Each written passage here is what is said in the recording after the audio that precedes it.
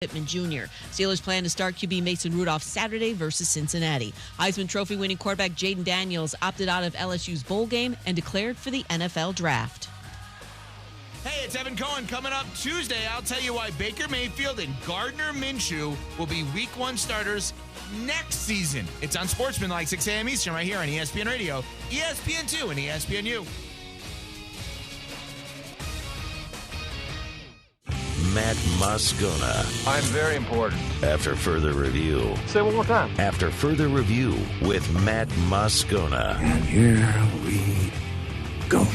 Live from the Mercedes-Benz of Baton Rouge Studios. Let's ride.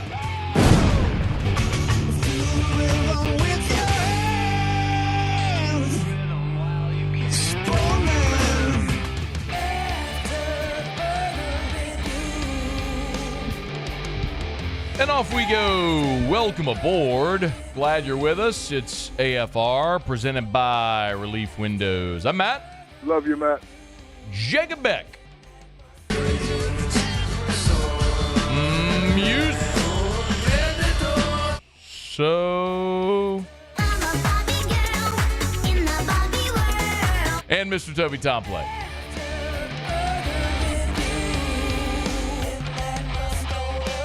All right, we're here. Glad you are as well. Get out there and make it a good one. Hope you had a great long weekend. We did. We took the day off Friday, as did our entire staff. So glad to be back, rested, recharged, ready for this week.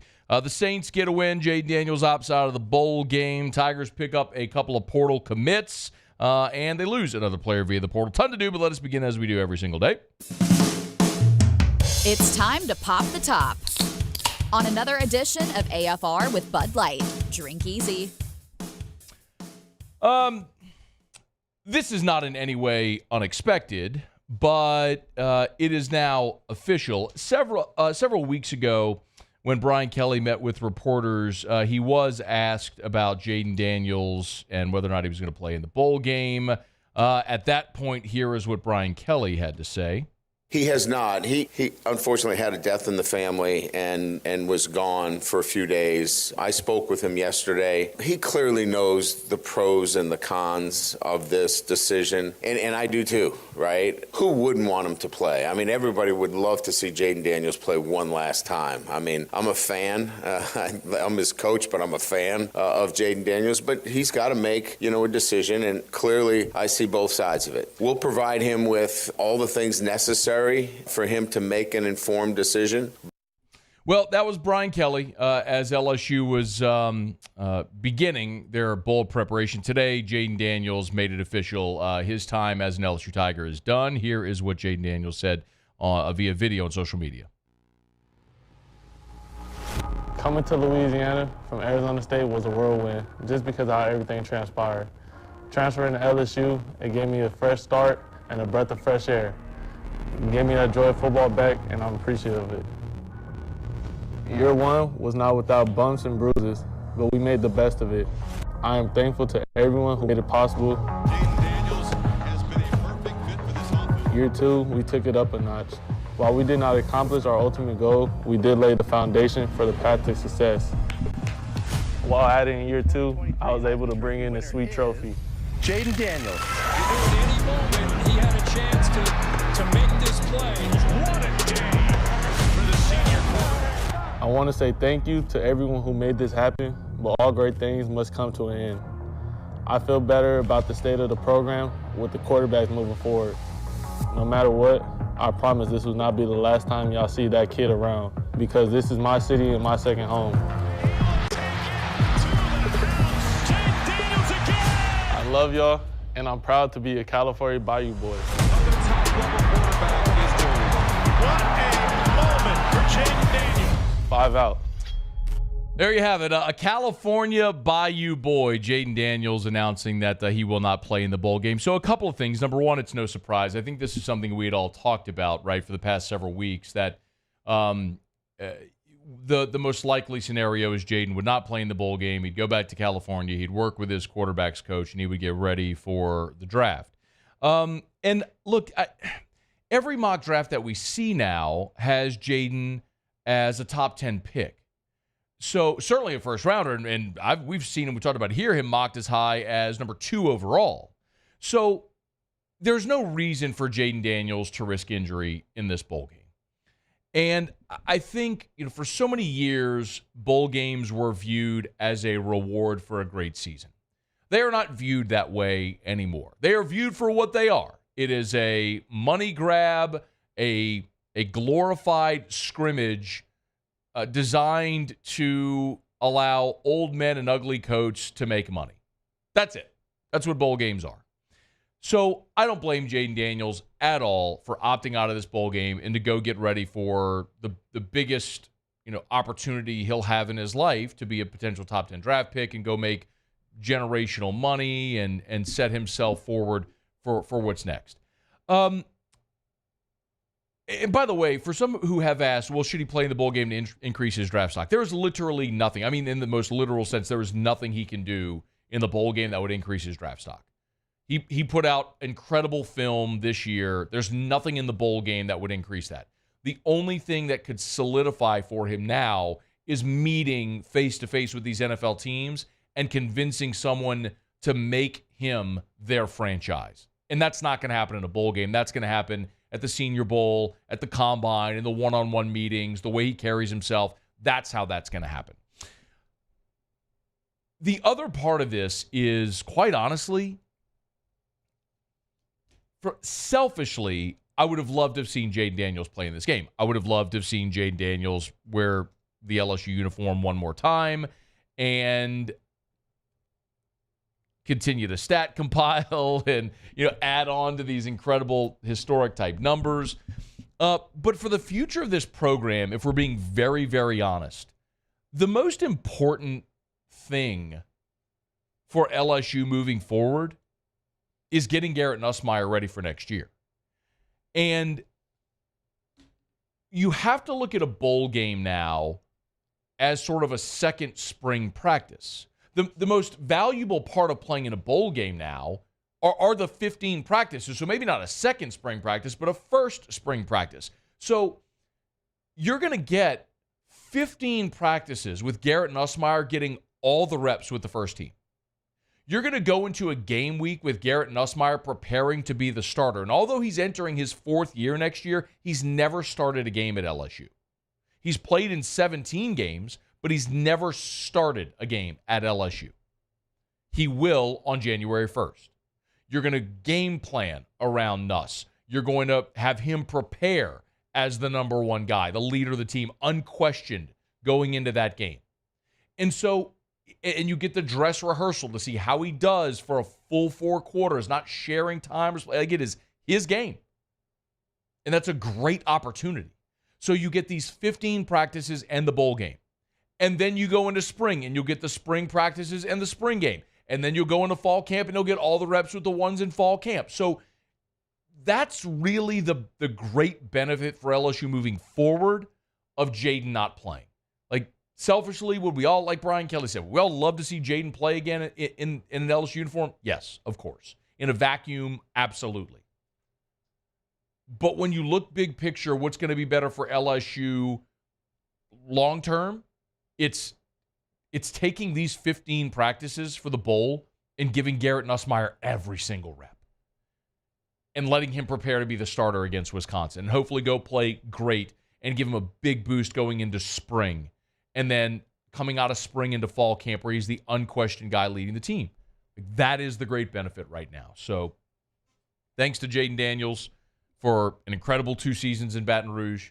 He brings LSU their 3rd ever Heisman Trophy, which is so cool to have gotten to witness another one. To have gone 60 years between Dr. Billy Cannon and Joe Burrow, and now, in a matter of 5 seasons, 4 years, we get to see another one with Jaden Daniels, which is so awesome.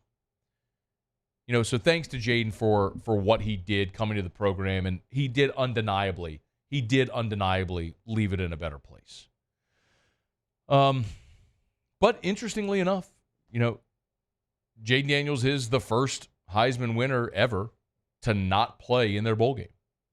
And he may be the only ever, Because next year with the 12-team playoff, it's hard to imagine a Heisman Trophy winner not being in the playoff. I know this year LSU likely would not have been in the playoff, but thinking of a scenario where you do have another quarterback or Heisman winner from a team that's not involved in the playoff, it's hard to fathom with an expanded playoff. So in any event, Jaden Daniels opts out of the ReliaQuest Bowl, turn the reins over to Garrett Nussmeier, and it's going to be fun to watch on January 1st. I'll tell you this, that game against Wisconsin just gained a ton more intrigue because of the opportunity to see Garrett get out there and spin it as the unquestioned number one guy. See how that looks.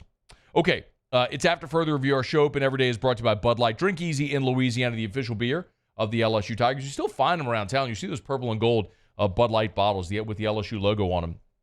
So if you're having a holiday party, Christmas party this week or leading up to the holidays on Christmas Day or Christmas Eve, make sure you got plenty ice-cold Bud Light. Drink easy in Louisiana with the great taste of Bud Light. Pretty cool to see the NFL commercials over the weekend. Peyton Manning, new spokesman for Bud Light as well, which is cool to see. And we've loved our partnership with our friends at Mockler. Mockler Beverage, great local company, and has been for 40 years. Drink easy in Louisiana with the great taste of Bud Light, the official beer of AFR. Okay, let me knock out a break, y'all. We'll come back.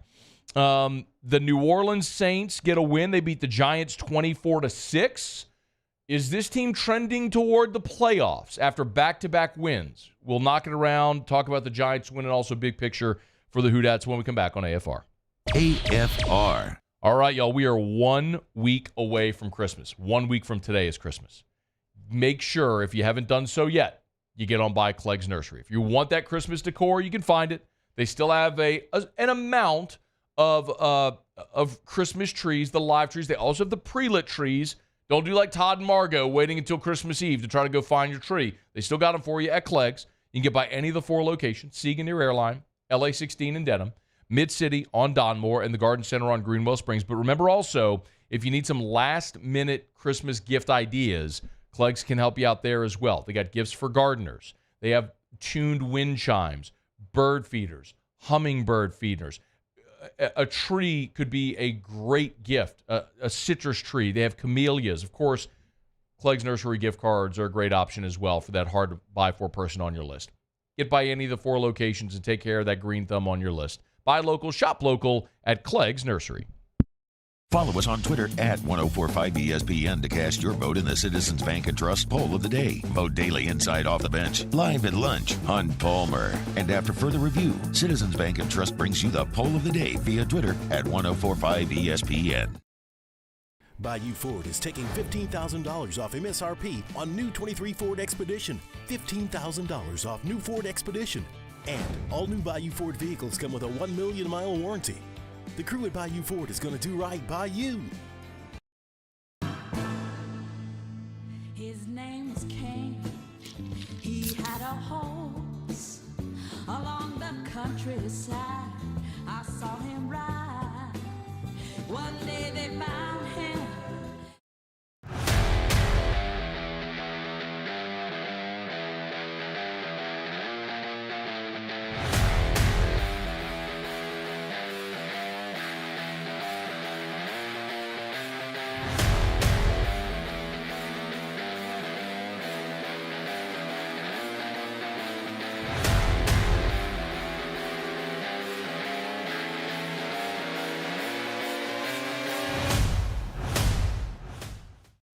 Dylan Cruz here to tell you about Six Rings Baseball and Softball Camp. If you live on the North Shore and play ball, go to Six Rings Camps with former LSU assistant coach Dan Canaveri. His knowledge is second to none, and your child will improve and have fun doing it. Camps were held at Coquille Park and Six Rings Academy in Covington with 4 sessions over the summer. Full day and morning only sessions are available from ages 7 to 13. Go to sixringsbaseball.com or call 985-206-9096. Learn the game to love the game.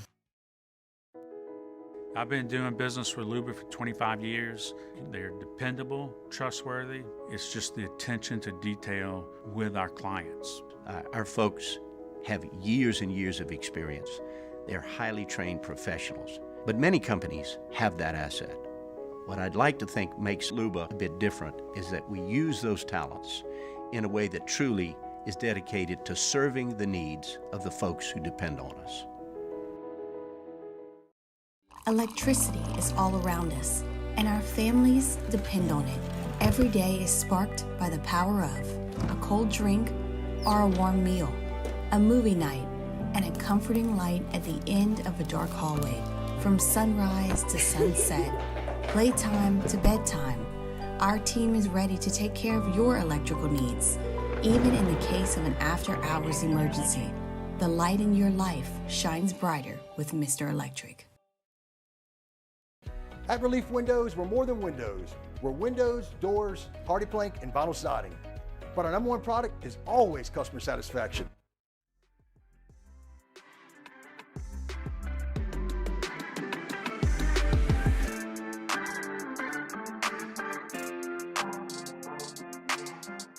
After further review with Matt Moscona, presented by Relief Windows. Windows, doors, siding. Call 288-8138 or visit reliefwindows.com. So 4th down. Hey, guess what? 10. Empty backfield for Tommy DeVito. Saints bring 4, and he's in trouble, but he slips out of it. Zach Bond chasing him. Now he throws it. Question, is it complete? No, incomplete on the far side to Eric Gray. 2-minute warning, turnover on downs. Saints have it, 1:56 to play. Look, it was a good team win. I thought all 3 phases contributed to the win.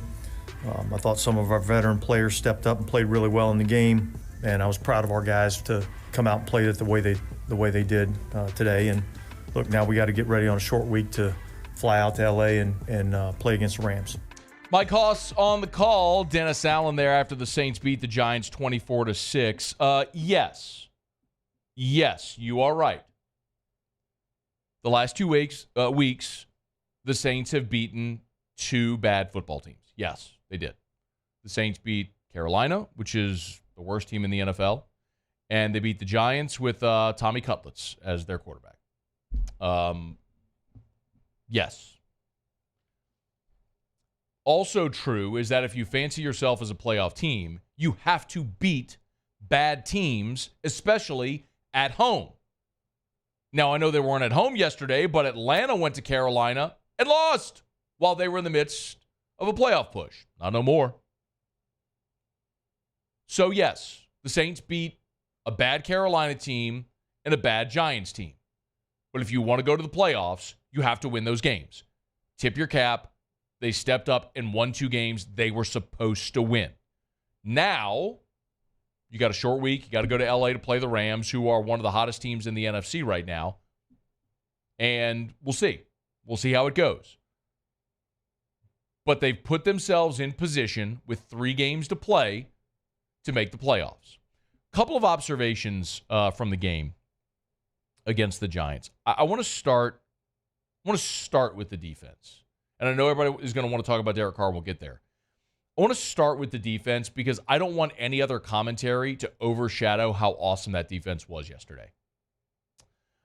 Dennis Allen even said after the game that it was, can you play number 5, please? This was Dennis Allen after the game on the pass rush, a day where the Saints had 7 sacks, 4 in the first half, 7 sacks, 9 TFLs. Here was Dennis Allen after the game on the pass rush. You know, I thought our guys did a good job of understanding, rush lane integrity and how we had to rush this quarterback. And then when we did get him off the spot, guys were able to finish and get him on the ground. And I think that's really been probably the biggest difference, really, when you look at the last 2 weeks, is I think, we've been able to finish much better on the quarterback when we've been able to get him off the spot. And so, but certainly this was probably our best day in terms of, being able to get after the quarterback and being able to finish on the quarterback. Huge hat tip to Demario Davis as well. The Saints had to bring defensive energy, and it literally started with Demario Davis. He led the Who Dat chant before the game.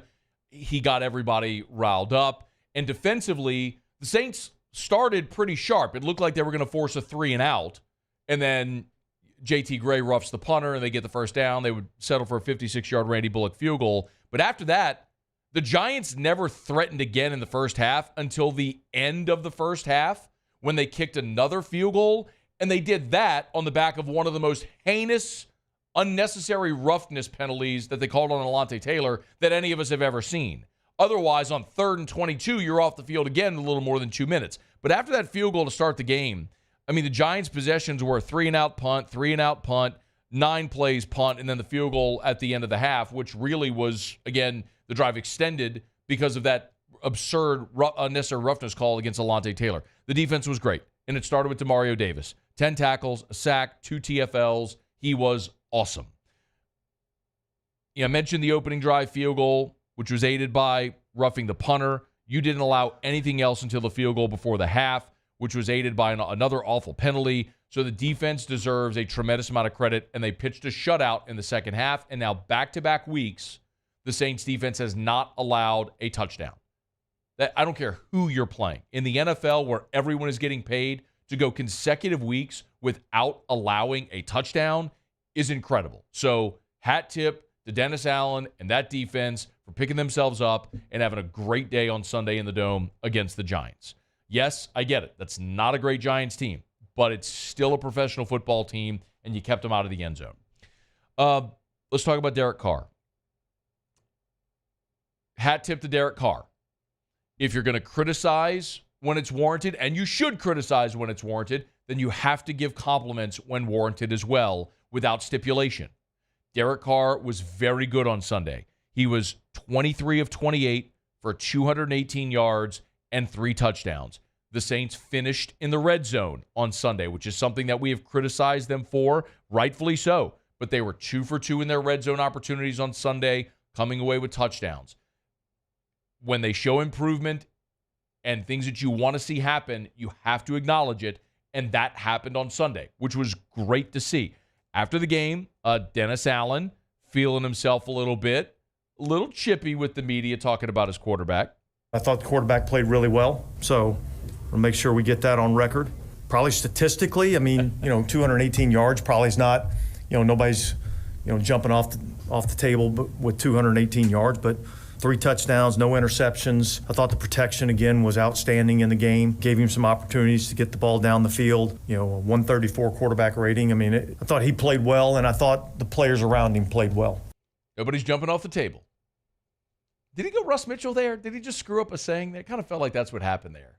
That is 100% what happened. I'm not really sure what he was saying. Yeah, what saying he was going for, but it wasn't that. I've never heard anybody jump off the table out of excitement, except maybe Bills fans. Jump for joy. That's true. Bills Mafia, dog. Yeah. Anyway, Derek Carr was really good. But be careful, Dennis Allen. This is still a quarterback that's 16th in the NFL in passing yards, 18th in the NFL in passing touchdowns, and 14th in the NFL in quarterback rating.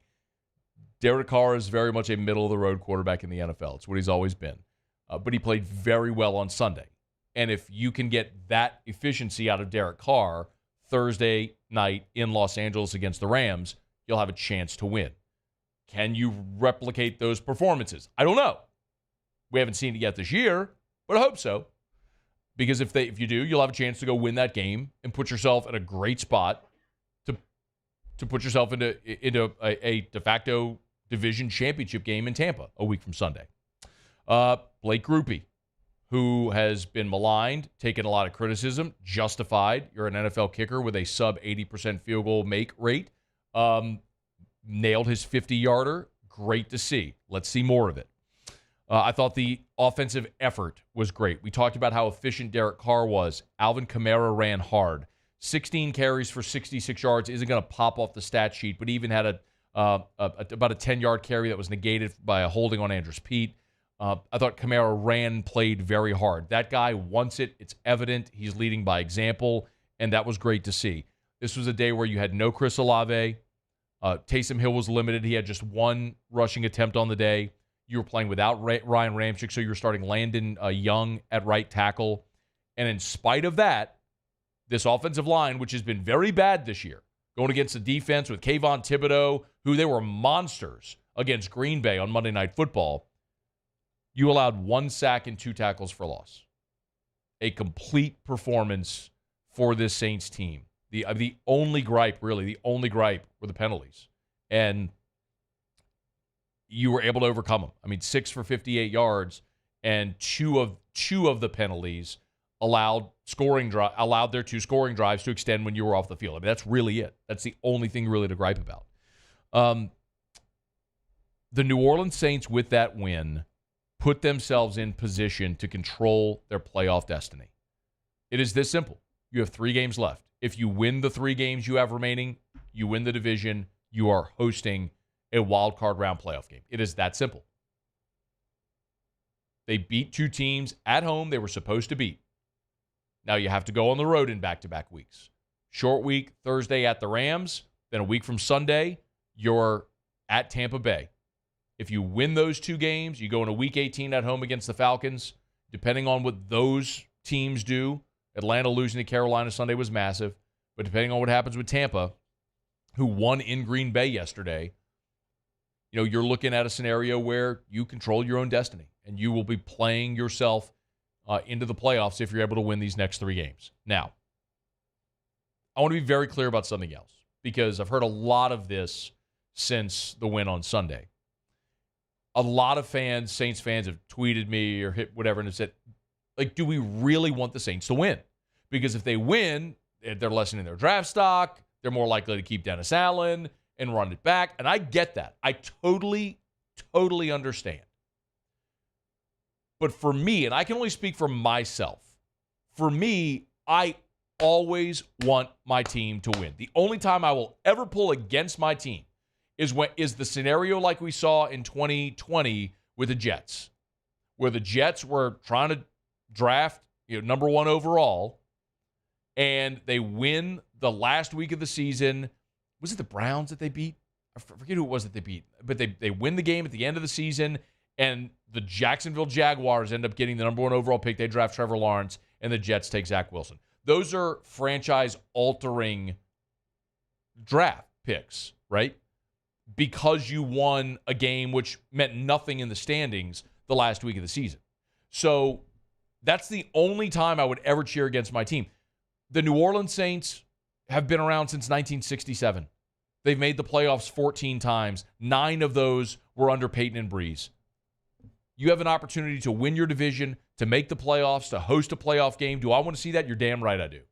Absolutely I do. The irony of people saying the worst thing that could happen is the Saints win. The irony is that it's literally the best thing that could happen. Is you go win out.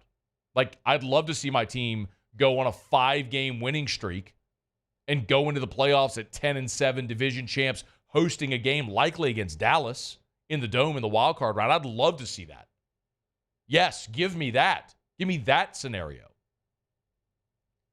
Now, that's what I would love to see happen. But there's a big difference between what I want to see happen and what I think will happen. And that's what a lot of people sometimes don't understand about this job. I love the New Orleans Saints. I want them to win every game they ever play. It is part of the fabric of my being. I grew up a Saints fan. Sundays were church, Shoney's breakfast buffet, Dome. That was Sunday. I grew one of my most prized possessions as a kid was when I got a Dalton Hilliard jersey for Christmas. I don't remember Dalton Hilliard at LSU. I remember Dalton Hilliard with the Saints. That's how I'm 41. That's my guy. Those late 80s, early 90s teams with Bobby Hebert and Dalton Hilliard and Eric Martin. Those were my guys, right? The first Dome Patrol. First time Saints were ever good. But I want them to win always, and will always cheer for them. But my job is to give you honest opinions. And I'm not a mouthpiece for the organization, never will be. And I'm never going to lie to you. I'm never going to fabricate an opinion. I'm going to tell you what I think. A lot of y'all got really pissed at me for crapping on the Derek Carr signing the entire offseason. How's that working out for you? I was right. Period. I was right. He's an average NFL quarterback. But just because I'm going to give you an honest opinion, what I think will happen is the Saints are going to go lose to the Rams and then lose at Tampa. That's what I think is going to happen. Short week, traveling to the West Coast, 2 time zones over against a team that's playing as well as anybody right now in the NFC. I think the Saints are going to go lose Thursday to the Rams. I think they're going to go to Tampa and lose there because the Bucs just really surprised me with how well they played in winning at Green Bay. That's what I think is going to happen. But there's a big difference. What do I want to happen? What do I think is going to happen? What do I want to happen? The fan of me wants the Saints to win out, make the playoffs, host a wild card game in the Dome against the Cowboys and win it. That's what I want to happen. And what I think will happen is a different reality. But they're going to tee it up and kick it off on Thursday out at SoFi, and I'm going to be cheering like hell for Derek Carr and the New Orleans Saints to go win that game because they'd be one step closer to the playoffs if they do. And they're in that spot because the last 2 weeks they took care of business, which you have to do if you want to make a playoff push. That's where the Saints have found themselves, and they've earned it. This opportunity that awaits them on Thursday out in L.A. All right. It's After Further Review. We're brought to you by Michelli Weighing and Measurement, Michelli.com, with more than 30 offices across 11 different states. If you weigh or measure something, they sell, service, rent the products you use to weigh and measure. Tell you that every single day. I would really encourage you as well. Check out their LinkedIn. They do a great job at Michelli of posting a ton of content on their LinkedIn page for so many of the different industries and businesses that they service. If you want to learn more, it's Michelli Weighing and Measurement, Michelli.com. Final countdown to Christmas. Of course, if your business in 2024 is looking for help, if you need precision measurement devices calibrated, Michelli can help.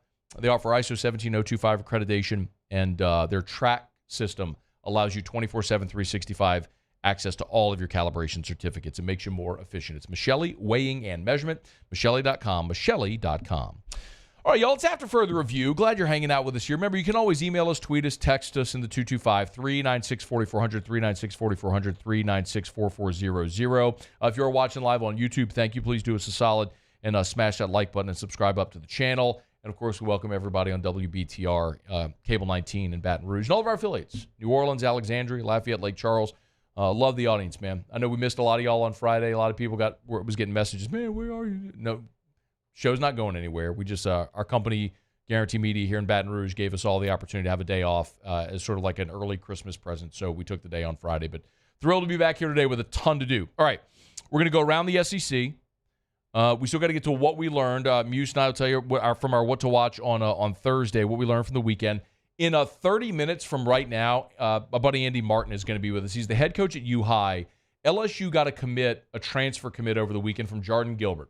Safety from Texas A&M, who just finished up his second year in College Station, who prepped at U-High, played under Andy Martin, who was the defensive coordinator there before he became the head coach. So knows him well. What's LSU getting in Jaden Gilbert? We'll find out from Andy Martin about 30 minutes from right now. We're glad you're here. Stick around. It's AFR.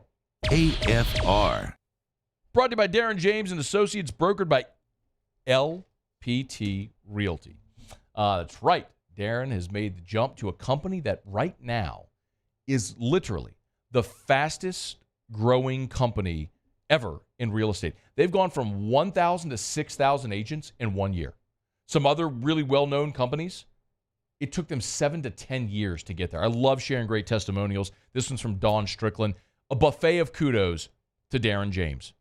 He's happy to help technology dinosaurs like me or those who know all the aspects and nuances of social media. Benefit from Darren James's expertise and contact him for all of your real estate needs. Our real estate transaction has been seamless thanks to Darren being laser focused on our continued progress. Another 5-star review for Darren James. 335-7666, 335-7666, or agent225.com. That's agent225.com for Darren James. Think real estate, think Darren James. Bayou Chrysler Dodge Jeep Ram has $10,000 off MSRP on new 23 Jeep Grand Cherokee, $10,000 off new Jeep Grand Cherokee, and all new Bayou Automotive vehicles come with a 1 million mile warranty. The crew at Bayou Automotive is going to do right by you. Life in Louisiana is like a run-on sentence. A poem that doesn't rhyme. Life is here, now. For life's moments, big and small, always there. The right card, the right care. I've been doing business with Luba for 25 years. They're dependable, trustworthy. It's just the attention to detail with our clients. Our folks have years and years of experience. They're highly trained professionals, but many companies have that asset. What I'd like to think makes Luba a bit different is that we use those talents in a way that truly is dedicated to serving the needs of the folks who depend on us. It was a humid day, barefoot children play, looking for that summer shade. Time to slip away.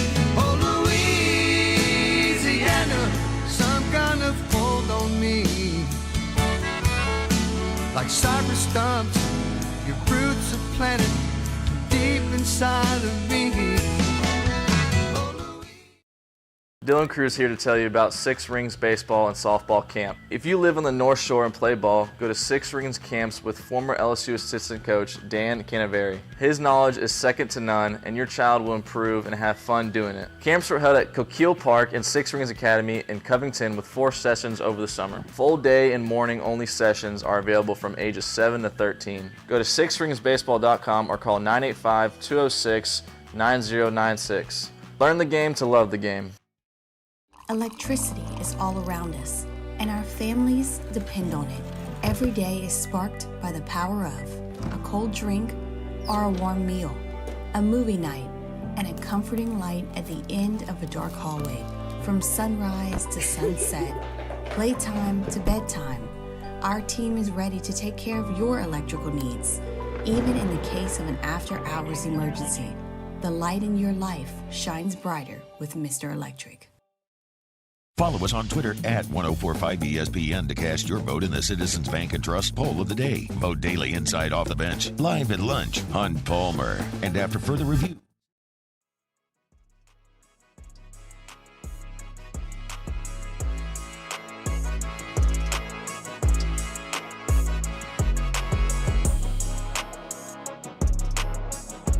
After further review with Matt Moscona, presented by Relief Windows. Windows, doors, siding. Call 288-8138 or visit reliefwindows.com.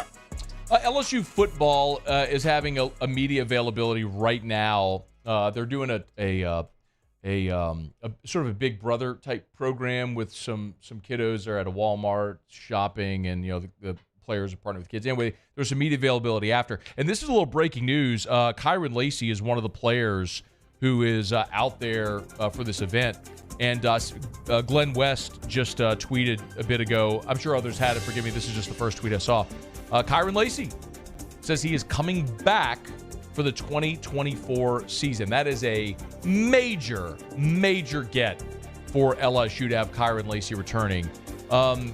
Remember, you're going to lose Malik Neighbors. You're likely going to lose Brian Thomas as well. And thank you. The real significance here is, remember, after Kyron Lacey, you're talking about Chris Hilton and Aaron Anderson, who have a combined 39 career receptions. So, yes, I mean, it's a huge deal to be getting Kyron Lacey back with the opportunity of being your one. So now with Kyron Lacey, Xavion Thomas coming in from Mississippi State, Hilton, Anderson, and that bevy of young talent with Shelton Sampson and Brown and Parker and Preon, you will find 3 or 4 guys that will be able to rack up stats catching the football. You have great depth at receiver. So really good news there. Kyron Lacey, of course, came in from ULL and has an extra year because of COVID. He'll take advantage of it and will return to LSU for the 2024 season. Okay, it is after further review. We'll go around the SEC in just a quick second. We're brought to you by Traction, TractionSports.com, TractionSports.com. Hey, real quick, next week, Christmas, moms and dads, kiddos are out of school. You need something to do with them during the Christmas holiday. Traction has both the baseball camp and the speed camps. Full and half-day options. So go to the website, TractionSports.com, TractionSports.com. You can register your son or daughter right now. Go to the website and do it. They still have room, TractionSports.com, TractionSports.com. And it's not too early to start thinking about spring. Everyone knows about the spring baseball leagues. Well, for the first time, Traction is going to have a spring softball league as well. So moms and dads, if your daughter wants to play softball, Traction has a spring softball league for the first time. They are registering now. So get the website at TractionSports.com, TractionSports.com. Traction, where champions are made. Okay, we do it every day about this time. Let's go around the SEC. Around the SEC, presented by Gulf Coast Office Products, excellence in imaging solutions. The Georgia Bulldogs. Literally minutes ago, Carson Beck announced he is returning to Georgia for his senior season. He met with reporters and had announced his intention to play in the Orange Bowl, but said he had not yet decided whether or not he was going to return to Athens for 2024. in a statement, again, just 20 minutes ago via the Georgia website, Carson Beck announces he will return to Athens for his 5th season with the Georgia program. The Ole Miss Rebels. Big get for the Rebs. Former South Carolina wideout Antoine Juice Wells is transferring to Ole Miss. Started his career at James Madison. Wells was second in the SEC behind Malik Neighbors with 68 catches this year. Also had 928 yards and 6 touchdowns at South Carolina. Wells joins a couple of other real key transfers for Ole Miss, including Florida edge Princely Uman. I'm never going to get this. Umanmielen. The Florida Gators. I think I nailed it. Probably not. Florida added a defensive tackle from the Ivy League. It's Penn's Joey Slackman. This is interesting because Slackman was the Ivy League Defensive Player of the Year. He's got 1 season of eligibility remaining and says he wants to play on college football's biggest stage in the SEC with the goal of making it to the NFL. The Auburn Tigers. Auburn got a commit from former Kansas defensive lineman Gage Keys. He's got 2 years of eligibility remaining. So Keys played in all 12 games for Kansas this year. Spent 3 seasons at Minnesota. This year at Kansas, now with 2 years of eligibility remaining, he's headed to the Plains. The Mississippi State Bulldogs. And Jacarius Clayton is the latest Bulldog to leave Starkville. Sorry, Beck. And that was unintentional. I just didn't wad the ball up tight enough to get enough air under it. That's why it kind of floated on me. Sorry. Kind of hit him right in the face with it. Jacarius Clayton, who he signed with State as a 4-star defensive lineman under Mike Leach, switched to tight end, was seldom used, and now he's headed to the transfer portal. Okay, there you have it. That is Around the SEC, presented by Gulf Coast Office Products. Shout out to our guy Trey Beal and our friends at Gulf Coast Office Products online, gcopnet.com, gcopnet.com for Gulf Coast Office Products, the official office equipment provider of the LSU Tigers, the New Orleans Pelicans, the New Orleans Saints, the Raging Cajuns, and Baton Rouge Zydeco. All right, y'all. I got a quick break here. Come back and wrap up hour number 1 with a little what we learned. Muse, Beck, and I will tell you what we learned from the NFL weekend. I have been asked a bit because a lot of people have heard the what's going on at Ole Miss. Of course, they got Juice Wells from South Carolina. They got the edge rusher from Florida. And they are projected to get Walter Nolan, the big defensive lineman from Texas A&M, who's the number 1 player in the portal. And a lot of people are asking how Ole Miss is doing that. It's interesting because I got a phone call last night. Literally got a phone call last night from someone I trust about that very topic. And Ole Miss, let's put it this way. Ole Miss isn't the wealthiest team in the conference or the country, certainly. What was explained to me, though, is they have arguably the most organized collective of any school in America. When you talk about how they have dotted their I's, crossed their T's, got their ducks in a row, fundraised where necessary, and focused their resources on impact players at positions of need and closed, they have been super organized. And it's why you're seeing Ole Miss have this run that they are in the portal. And you tip your cap to them because it's the game that is available to everyone. Everyone can play this game. And they're playing it very well right now. And yeah, Ole Miss is going to be a real threat next year. They just won 10 games this year. They won 10 games, and they're going to get Jackson Dart back. Quinshon Judkins will be back for his junior year. Trey Harris, their best receiver, has already announced he's coming back. Now you've gotten Juice Wells out of the portal. You're likely to get Walter Nolan. Yeah, Ole Miss is going to be a problem next year. I mean, that's a legitimate threat to be a playoff team next year. So maybe sharpen your pencil, take some notes on how the Rebs have been able to allocate their resources in the portal to maximize their return. Okay, quick break. We'll come back, and we will wrap up hour number 1 with what we learned. It's AFR. AFR. And we are headed toward the new year.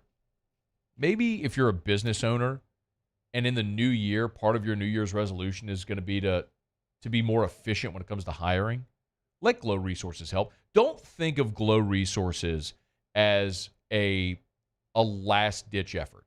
Don't think of Glow Resources the way you might think of a temp staffing agency. We need people in a hurry. It's our last resort. Think of Glow Resources as your partner, Complete Employer Solutions, working hand in hand with you, the business owner, to get the best people. They have, of course, skilled blue-collar labor. If you need welders or heavy machine operators, yes, absolutely. But if you need engineers for jobs in other countries, Glow Resources can help. Tax season's almost here. You need accounting personnel? Glow Resources can help. Learn more at glowresources.com. GLO, glowresources.com. There it is, the extra mile, on the border of expected and extraordinary for those willing to go further, like vans customized for work or play, with safety and tech to keep you connected, supported by a 5-star sales, service, and finance team, and backed by the 1-star you know. So go the extra mile. It's never crowded, because so few have what it takes to go there. Mercedes-Benz Vans. Hey, it's Matt Moscona. For years, you've heard me tell you about Insurance Network of Louisiana, helping you find better coverage for less money. But it's not just for your home and auto. They also offer commercial property. So, retail stores, professional offices like doctors, dentists, attorneys, clothing boutiques. Insurance Network of Louisiana can find you better coverage for less money. They service the entire state of Louisiana, and they're local. So call today at 293-0450 or lainsurance.net.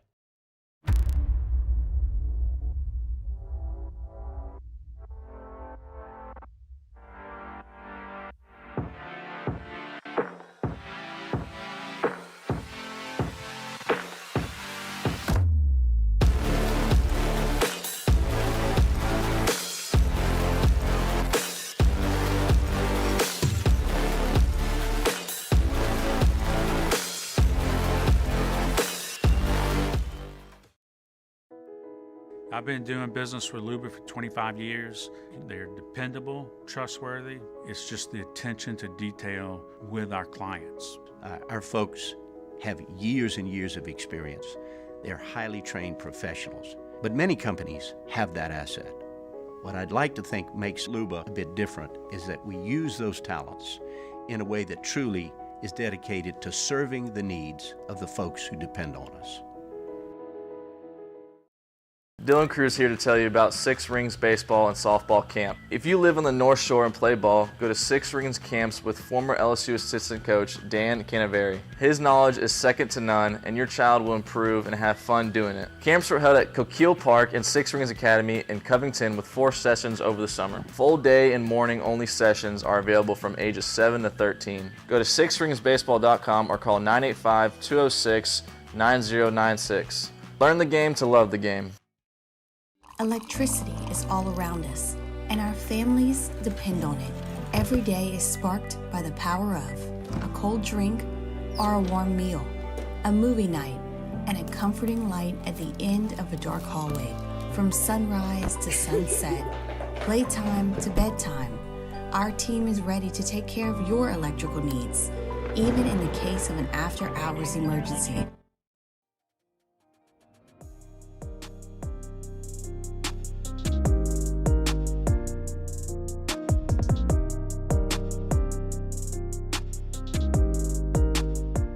After further review with Matt Moscona, presented by Relief Windows. Windows, doors, siding. Call 288-8138 or visit reliefwindows.com. All right, rolling along here, wrapping up hour number 1. U-High head coach Andy Martin in 10 minutes. He coached Jordan Gilbert. The Texas A&M safety U announced his transfer to LSU over the weekend. It's a big get at a position of need for the Tigers. So we'll talk about it with Andy Martin in 10 minutes. And Scott Shanley is going to be with us to start hour number 3, former Saint linebacker. Saints defense looks like they're hitting their stride a little bit. Saints control their own destiny.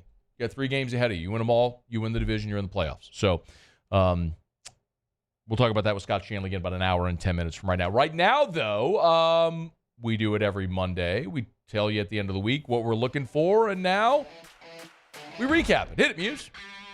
We watched. Now let's review. All right, Muse, you want to start us off there? Normally it's you, me, Paulie. Paulie's not here. Beck will fill in here for Paulie or whatever. But go ahead, Muse. Yeah, I'll get us started off. Wanted to see the Lions quest for 10 wins. Of course, their first time. They're really having a shot at 10 wins since the 2014 season. favorable matchup against the Vikings on Saturday night, and man, they shellacked them. That game was really never in doubt. If you're Detroit, 21-0 at the half, finished it off 42-17. Now, a couple opportunities remain. They do have to go to Dallas, but 11 wins, 12 wins. Sky seems to be the limit for Dan Campbell. All right. You just want to do your 3? You might as well. You all right there? Sorry about that. Yeah, Is sure. it the vid? Not the vid. Do you have the vid? I do not have the vid. Beck, I think he's got the vid. I don't have the vid. You might have the vid. I don't have the vid. You might have the vid, but you could. Not likely. But you could. I blanked. Oh. It's okay. Beck, you got one, go. Yeah, sure. How about the AFC South? You have 3 teams at 8-6 right now. The Colts did lose both of their games to the Jags, so they're at a bit of disadvantage. But then you got the Texans 8-6, who managed to beat the Titans with the backup quarterback Case Keenum. By the way, the Texans should get their jerseys back. The Titans tried to punk them by wearing the Oilers OG out uniforms, and then they lost to them with a backup quarterback. So that's a bad look. Objectively, you wear the Oilers uniforms and you lose to the team in Houston. Objectively, bad look. But when the Titans left Houston and went to Tennessee, they were the Tennessee Oilers. I know. For a year. Yes. Like, I understand, and I'm kind of empathetic because of the Jazz scenario. Like, everyone here is like, damn it, New Orleans should be the Jazz. It should be. It's stupid that it's not. I get it. But at the same time, you own the organizations like the Colts. Yeah. The Colts are in Baltimore. Baltimore got a new team. They're the Ravens now. It's kind of how that works. The history goes. So, I mean, unless if they punted on it, like Cleveland. I mean, the Browns left, went to Baltimore, left the name Browns. Look, the Hornets. Yeah. Hornets came. The Pelicans like, we don't want it. Charlotte took it back. Okay. So I'm really okay with it, man. And they are kind of sweet too. They are. They're with the some oil of the best derrick on the helmet. uniforms. I like that baby blue. It's so good. The red. It's a good look. But it's a bad look losing that game. It was. It was a really bad look. Yeah. I told you I was keeping an eye on all. Like there were 6 teams that were all 7-6 in the AFC going into this weekend. And man, we got a little separation. The Bengals with a big win. The Colts with a big win. The Texans get a win to move to 8-6. The Bills just dismantled the Cowboys to get to 8-6. Bad look for the Pittsburgh Steelers, not only losing, but losing the manner in which they did on the road to a backup quarterback in Gardner Minshew. The Broncos lose as well to fall to 7-7, so that playoff picture in the AFC is cleared up a little bit. Yeah, and specifically in the AFC North, which we were keeping our eye on a little bit too. How about the Cincinnati Bengals? That's a big win for them, man. Jake Browning's been really, really solid. They've kind of leapfrogged the Pittsburgh Steelers now in that race. So you're still looking at 3 teams. I mean, Baltimore's already clinched a spot and they're likely going to get the number 1 seed. But another big win for Cleveland. Cincinnati, the winner of the weekend, though, in the AFC North.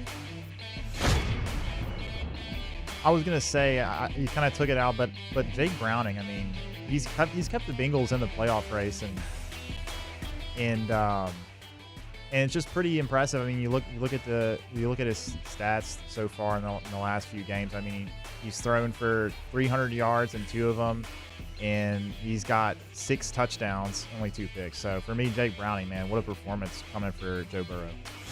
It's been impressive. Real quick, we're short on time.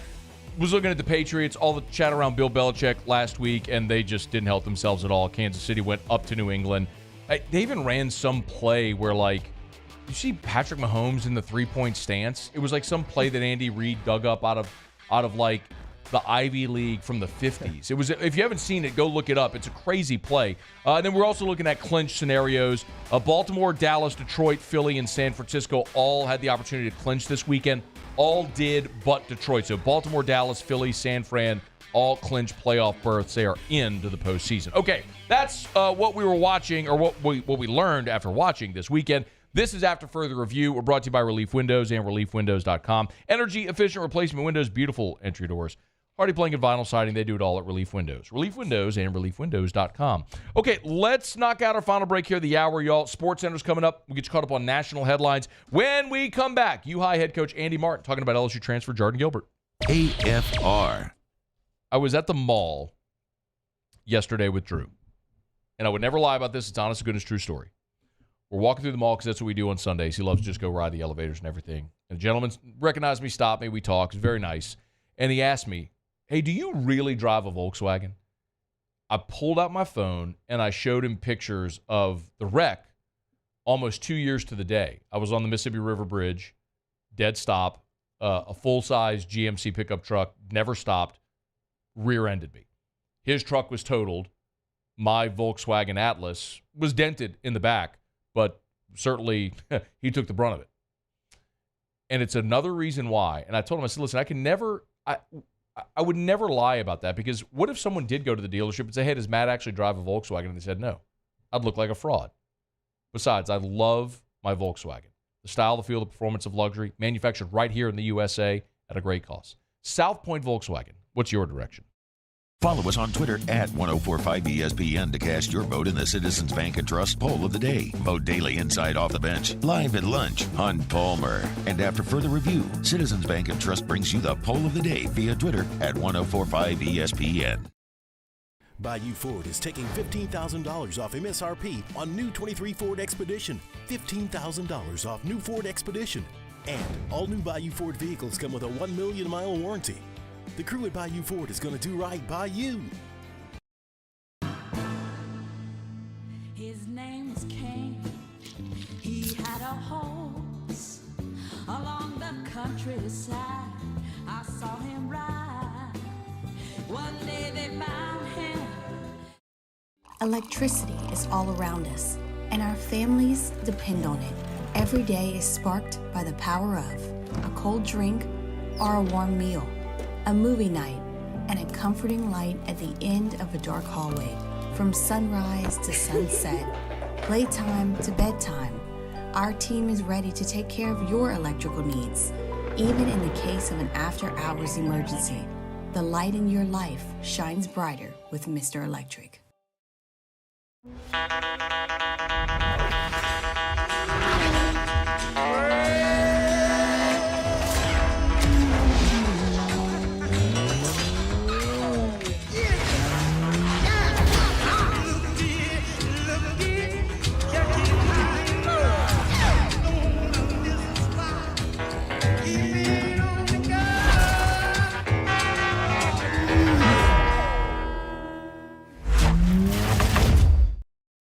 The Windsor Senior Living Community in Mandeville, Louisiana is a beautiful, vibrant apartment community geared towards seniors.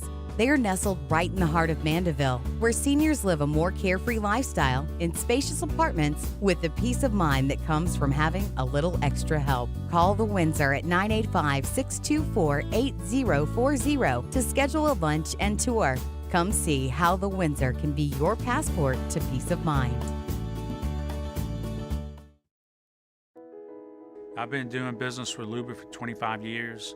They're dependable, trustworthy. It's just the attention to detail with our clients. Our folks have years and years of experience. They're highly trained professionals, but many companies have that asset. What I'd like to think makes Luba a bit different is that we use those talents in a way that truly is dedicated to serving the needs of the folks who depend on us.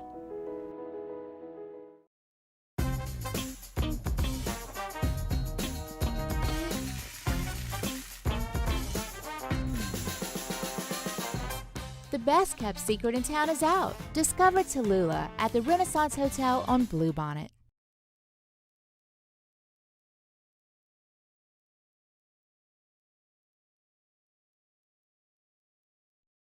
This is SportsCenter. I'm Christine Lisi. Quarterback questions for Monday Night Football. The Eagles' Jalen Hurts, questionable due to illness. Seattle QB Geno Smith with a groin injury is a game-time decision. Tonight will also mark the debut of senior defensive assistant Matt Patricia, now on the sidelines, taking over Philadelphia's defensive play calling. ESPN NFL analyst Dan Orlovsky. This is what I know about Matt Patricia. When he was with the Patriots, it was a lot of different defensive line games. They haven't gotten pressure like they did this year. This is a dangerous game for Philly. No Darius Slay tonight. Yeah. We'll see if Geno plays or not, but this is still a vaunted pass game when it comes to their pass catchers. He's the only guy that's been good in coverage this year. Sean Desai still Philly's defensive coordinator, but he'll be in the coach's booth. Monday Night Football, 8 Eastern, ABC and ESPN. Steelers plan to start Mason Rudolph at quarterback Saturday against the Bengals, but they are leaving the door ajar in case Kenny Pickett can return from a high ankle sprain. Despite an injured shoulder, Colts running back Zach Moss aiming to play at Atlanta on Sunday. Heisman Trophy winner Jaden Daniels opting out of LSU's bowl game, declaring for the NFL draft he's a potential top 5 pick. Hey, it's Evan Cohen. Coming up Tuesday, I'll tell you why Baker Mayfield and Gardner Minshew will be Week 1 starters next season. It's on Sportsman like 6 a.m. Eastern right here on ESPN Radio, ESPN2, and ESPNU.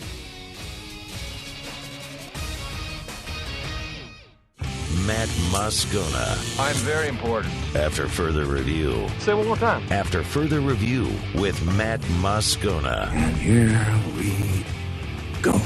Live from the Mercedes-Benz of Baton Rouge Studios. Let's ride.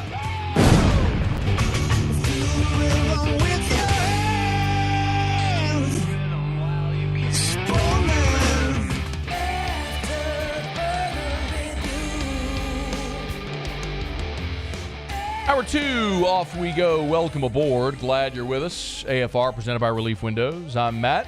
You're a loser, Matt! Hey, shut up, kid. Jacob Beck. Muse. That's the long cut. Musa. And Mr. Toby Tomplay.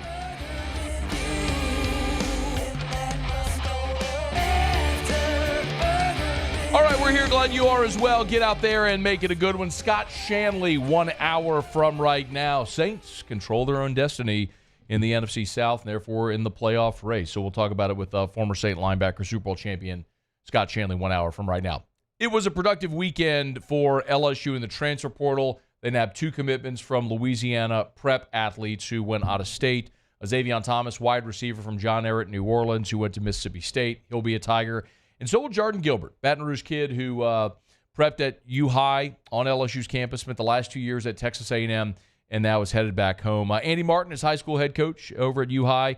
Good enough to join us for a couple minutes here to talk about Jordan returning back to BR. Andy, we appreciate it, man. How are you? I'm good. Thanks for having me. Man, it's my pleasure. Let me just start with a reaction with Jordan coming back home. Excited to be able to watch him play a few more games and get to go to watch some of his games, which is going to be fun. Yeah, man. Can you bring us back to when Jordan was being recruited in high school, to what you remember anyway, how that recruitment went? Yeah, he was very high on LSU, and they had a different staff at the time. He was about to go take an A&M visit, and it didn't work out with LSU. They were kind of trying to figure out who they wanted, and they ended up kind of going in a different direction. And he went to A&M on his visit, really liked it, and ended up committing to them. How does that typically go with something like that, where you have a player that's wanted but not really sure, what the opportunities are going to be? Maybe a better way to say it, Andy, is if LSU had given him a committable offer 2 years ago, is it safe to say that Jordan would have been a Tiger? I think so. Yeah. I think he would have been. Did you keep up with him while he was at A&M? I did, and he had a good career there. Obviously, he got injured this year, but had some playing time, did some good things. One of the biggest things when the coaches would come in and recruiting, for the next year, the A&M coach would tell us just his leadership on the field. He just picked it up so fast, and the things that he was able to do, guys kind of gravitate to him, and that's how he was in high school, same way. He picked up our system. He played as a sophomore early on, and had a lot of big impact plays for us, but also guys were attracted to him, and wanted to emulate the things that he was doing. Yeah. Andy Martin's with us, U-High head football coach. Jordan Gilbert, his former pupil, is headed back to Baton Rouge to play for the Tigers at a position of need. Free or strong, Andy? Where's his best position? He did a lot of good stuff at A&M covering and doing those things, but I feel he's such a good tackler. He was so aggressive. In high school, he'd come downhill, and we played him in a couple of different spots, and he's a good cover guy. But his tackling coming downhill was just outstanding for us in high school, and he did some of that A&M. I saw him in a little more coverage at A&M, so I'm assuming that they're going to do a little of both with him. But obviously, it's a neat position for LSU, and I think he feels that right away. Is that a guy that you think is, and obviously you're not at the LSU facility every day and know the roster up and down, but is it a guy you think is capable of being a starter in the SEC right away in 2024? I think so. I think he's going to have a big impact too. I think he's going to bring some leadership back there. Not that they don't have leaders, because they do. But I think he's going to help with some of that, and I think he's going to make big plays. He just seems to always make big plays out there, whether it's a big interception, a caused fumble, and just communicating and knowing his job. I think that's a big part of it too. He was a great communicator on the field. He was our free safety that made a lot of the calls for us and got guys in position, and he hates to lose. He's a competitor in that way, and so I think the Tigers are getting a good one. Your background is defense too, for those that don't know. Before you're the head coach at U-High or the defensive coordinator, can you dig a little deeper on the importance of the communication piece from your safety? Because we hear that all the time, but can you just dig a little deeper and explain why that's so important? Yeah, I mean, both your free safety and your linebacker are the middle of your defense, and both those guys, typically your linebackers do a lot of the communicating with the front part, and your free safety communicates with all the defensive backs and making sure that everybody's on the same page. Whether it's giving signals, whether it's talking to people, whether it's you have to bump somebody out in the right spots, he's able to do that. And so it takes a big understanding of the defense to be able to do all that type of stuff. And a lot of times, like we had a lot of confidence in him to do those things. So we'd put some calls on him that if he saw he could make. We're looking at film that week and we saw something that we liked, if they get a certain set, he could check us into the right defenses. And he did a really good job with that. And from everything I was told at A&M, he picked that up really quickly over there too. A couple more for you, Andy. I'm curious too, because you mentioned that Jordan was recruited. That was obviously at the end of the Ogeron era. I guess it would have been Brian Kelly's first signing class, but he came in so late in the process. Have you had much interaction with Brian Kelly? Obviously, Keelan just committed, Keelan Moses, but who's one of your players. But what have your interactions with Brian Kelly been like as a recruiter? He's a really good recruiter. He's a great guy. He comes in and just acts like a regular guy. He'll come in and he doesn't try to big time. He'll come in and talk and just wants to know the players that we have and get a little bit more about them. And I think he's doing a great job of recruiting our school. I think that obviously Keelan's a big one for them to sign, but bringing Jordan back is good. I'm glad guys are going to LSU. Yeah. I'd be remiss if I didn't get a thought, because you and I haven't spoken since Keelan announced his commitment. I know it's 2025. He's a high school junior, but people are really excited about it, man. It's a kid we've heard about ever since he was in junior high. But what is LSU getting in Keelan Moses? Very athletic, knows the game very well, can diagnose very quickly, and it brings a lot of speed and power to it. I really think he has a lot in front of him, too. He hadn't hit his physical peak yet. He's still got a lot of strength and a lot of growing to do. So I think they're getting a really good one. A lot of people are excited about it, no doubt. Like that U-High pipeline, just not a far distance, man, just like right across campus. Let's just keep that thing flooded, you know what I mean? Sounds good. He is Andy Martin, the head coach over at U-High. Andy, we appreciate it, man. Thanks for a couple of minutes. Thank you for having me. Appreciate it. That's our pleasure. So Jordan Gilbert, safety, who prepped at U-High. You kind of heard him tell the story there, which is interesting. You always kind of wonder how some of those recruitments play out.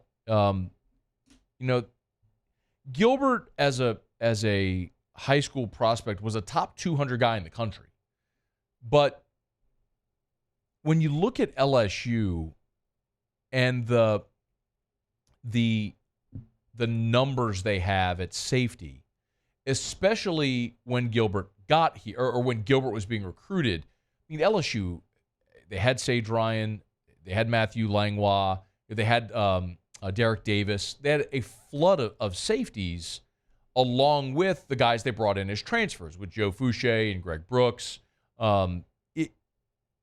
It almost, I get why maybe they weren't pushing or hard charging to bring in another freshman safety in 2022. And as you heard him say, the previous staff with under Ed Ogeron, they had kind of decided to go a different direction at safety and didn't give Jordan a committable offer. So he ends up at Texas A&M. And he played a ton as a true freshman. And then this year was the starter and got injured, only played 2 games, got injured, costing the rest of his season. And incidentally, Jacoby Matthews, another Louisiana kid, stepped in his role and became the starter in his place. So you have a guy that what I would say is more than all of the physical attributes, that's most important about what Andy just said is his ability to communicate and pick up a defense quickly. Because, I was asked, look, this is a regular conversation that every LSU fan has had. Like, what went wrong with the defense? Was it the players? Was it the scheme? Did they not coach it, pick it up, whatever? And to oversimplify it, I'll tell you two things, as it's explained to me. Number one, this is obvious to everyone who watched. LSU had a talent deficiency this year. You didn't see this. Look, this isn't a knock on the guys that were there, but you didn't see Derek Stingley or Grant Delpit or Patrick Peterson or Morris Claiborne or LaRon Landry or Jamal Adams. Like, you didn't see dudes. That was evident to all, right? So if you don't have elite top-end talent, you've got to coach them up to maximize the guys that you have. And as it was explained to me, a lot of the guys had trouble picking up what Matt House was asking them to do. So when you have guys that aren't as physically gifted as dudes you've had in the past, and they're not picking up the scheme that the coach is trying to get or trying to implement, then you have physical breakdowns and mental breakdowns. And you saw that all throughout the defense. Like, as I say it out loud, that shouldn't be surprising to anybody. So if you have a guy there that physically was good enough to play in the SEC as a true freshman and is a great communicator and picks up things quickly, that's like a double check mark for Jordan Gilbert. It's a big get for LSU in a spot where they need safety help. Okay. Thanks to Andy Martin. We appreciate that. Let me knock out a quick break. We'll come back and we'll continue. I'm not done with the LSU transfer stuff because LSU did bring a quarterback to campus this weekend. His former SEC and Vanderbilt quarterback, A.J. Swan. I want to get to that. We'll do that at the bottom of this hour. So give me about 18 minutes or so. We'll get to that conversation. When we come back, more reaction from Dennis Allen from the Saints win in the Dome on Sunday. And also a look ahead as you don't get the day off. It's already, you flip ahead to game week because you play on Thursday. So you have the hypothetical practice report or injury report that will come out and all that, as the Saints have already very quickly turned the page to the Rams. So we'll get to some of that as well. We're glad you're with us. Stick around. It's AFR. AFR. AFR is brought to you by the Watermark Hotel and the Renaissance Hotel, two amazing hotel properties in Baton Rouge, the Watermark downtown, the Renaissance Southtown. Hey, 1 week from today is Christmas. You probably know that.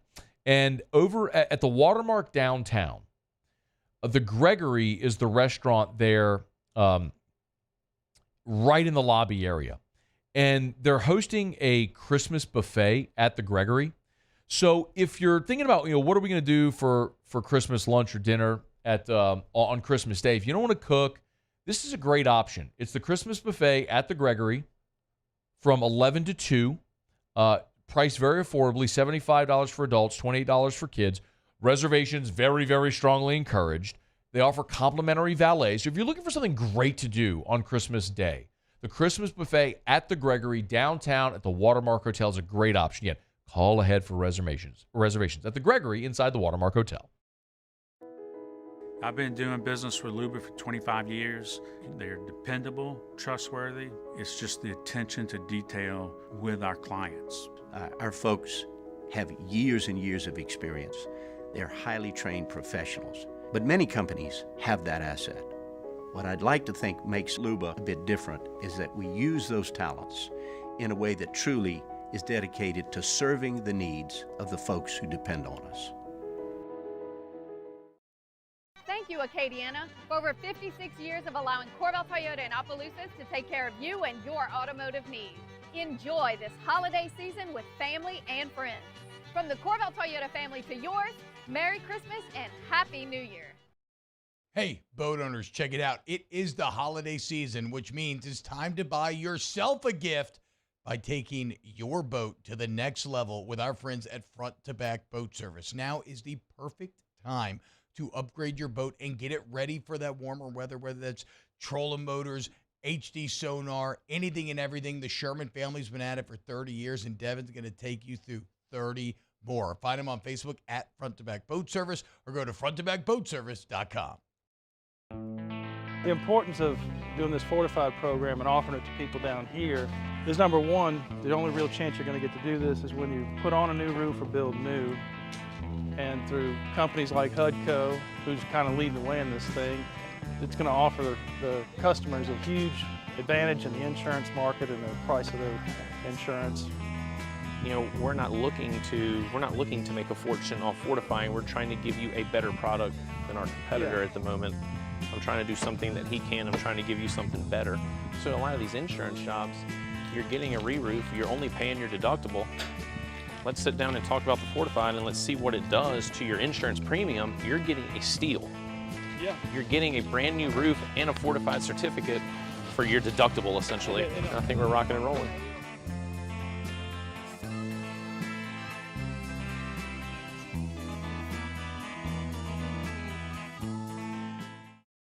Dylan Cruz here to tell you about Six Rings Baseball and Softball Camp. If you live on the North Shore and play ball, go to Six Rings Camps with former LSU assistant coach Dan Canaveri. His knowledge is second to none, and your child will improve and have fun doing it. Camps were held at Coquille Park and Six Rings Academy in Covington with 4 sessions over the summer. Full day and morning only sessions are available from ages 7 to 13. Go to sixringsbaseball.com or call 985-206-9096. Learn the game to love the game.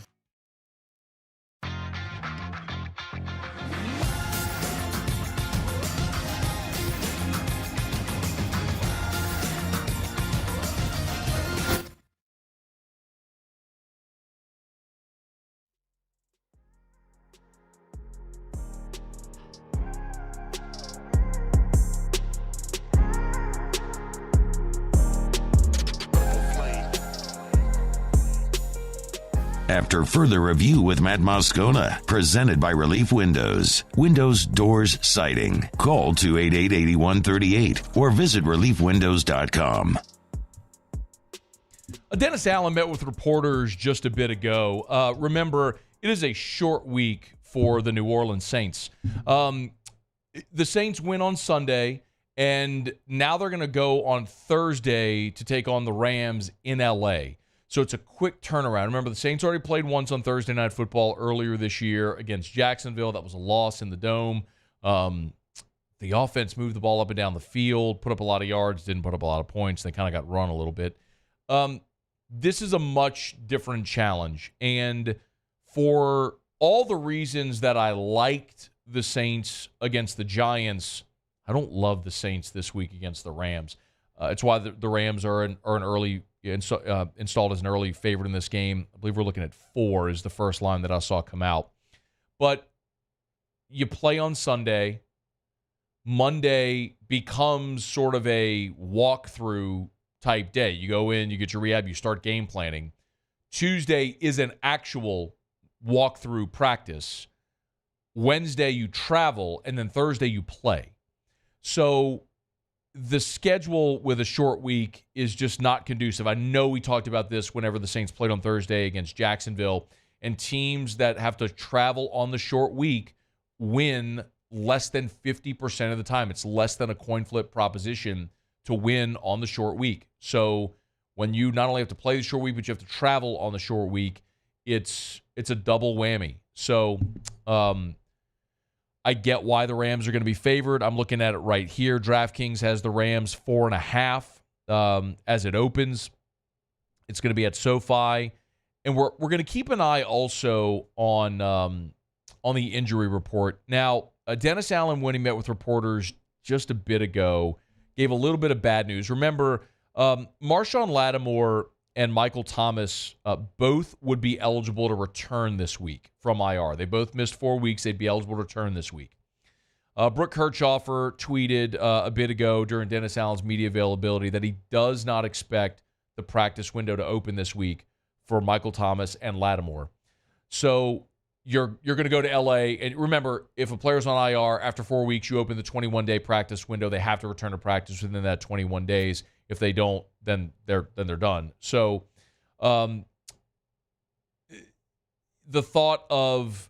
realistically, the thought of getting those guys back and ready to play, like if you would have just opened up the practice window today and then expected them to play a game on Thursday, that would have felt ambitious.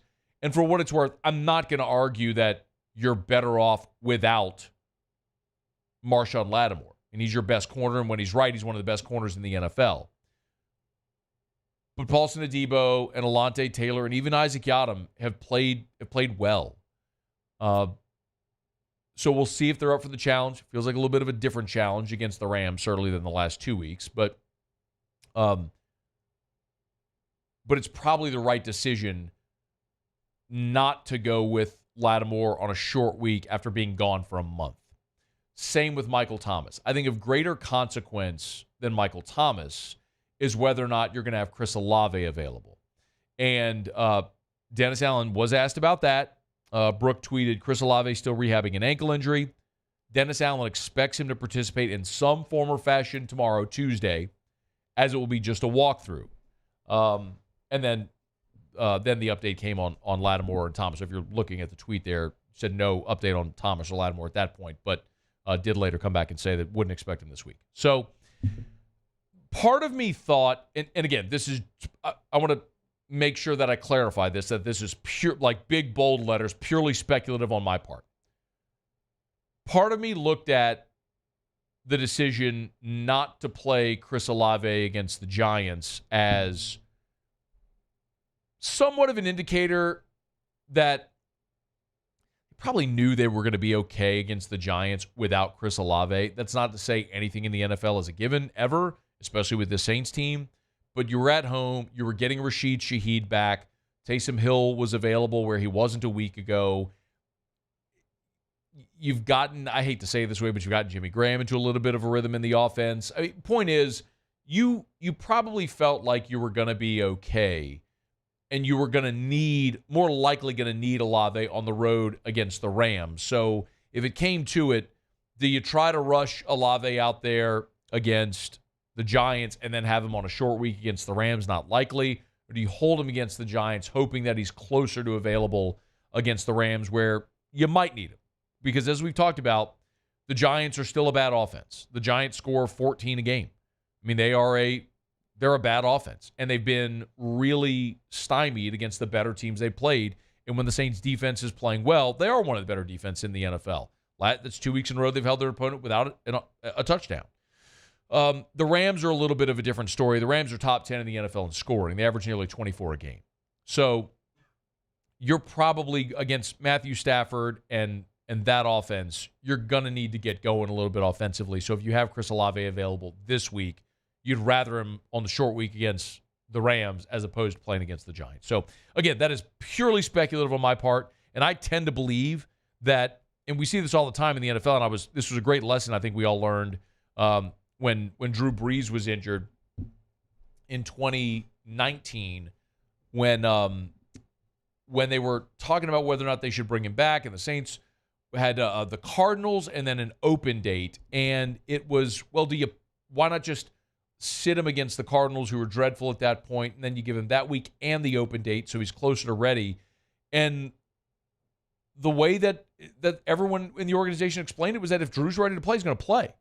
And he played. He went out there and played, and then had the bye week after. So if Chris Olave would have been ready to play against the Giants, he would have played. But clearly he wasn't, and there was no sense in rushing him out there, especially when you have this game, which is of greater importance with the Rams on a short week on Thursday Night Football. So we'll keep an update. We'll keep an eye on that throughout this week, see how it progresses with Chris Olave, if he travels, if he's able to go, and we'll follow it throughout the week as the Saints get ready for a short week in L.A. against the Rams. Okay, we're brought to you by DraftKings. You want to bet on Thursday Night Football? You can at the DraftKings Sportsbook. Download the DraftKings Sportsbook app. Use the promo code Baton Rouge.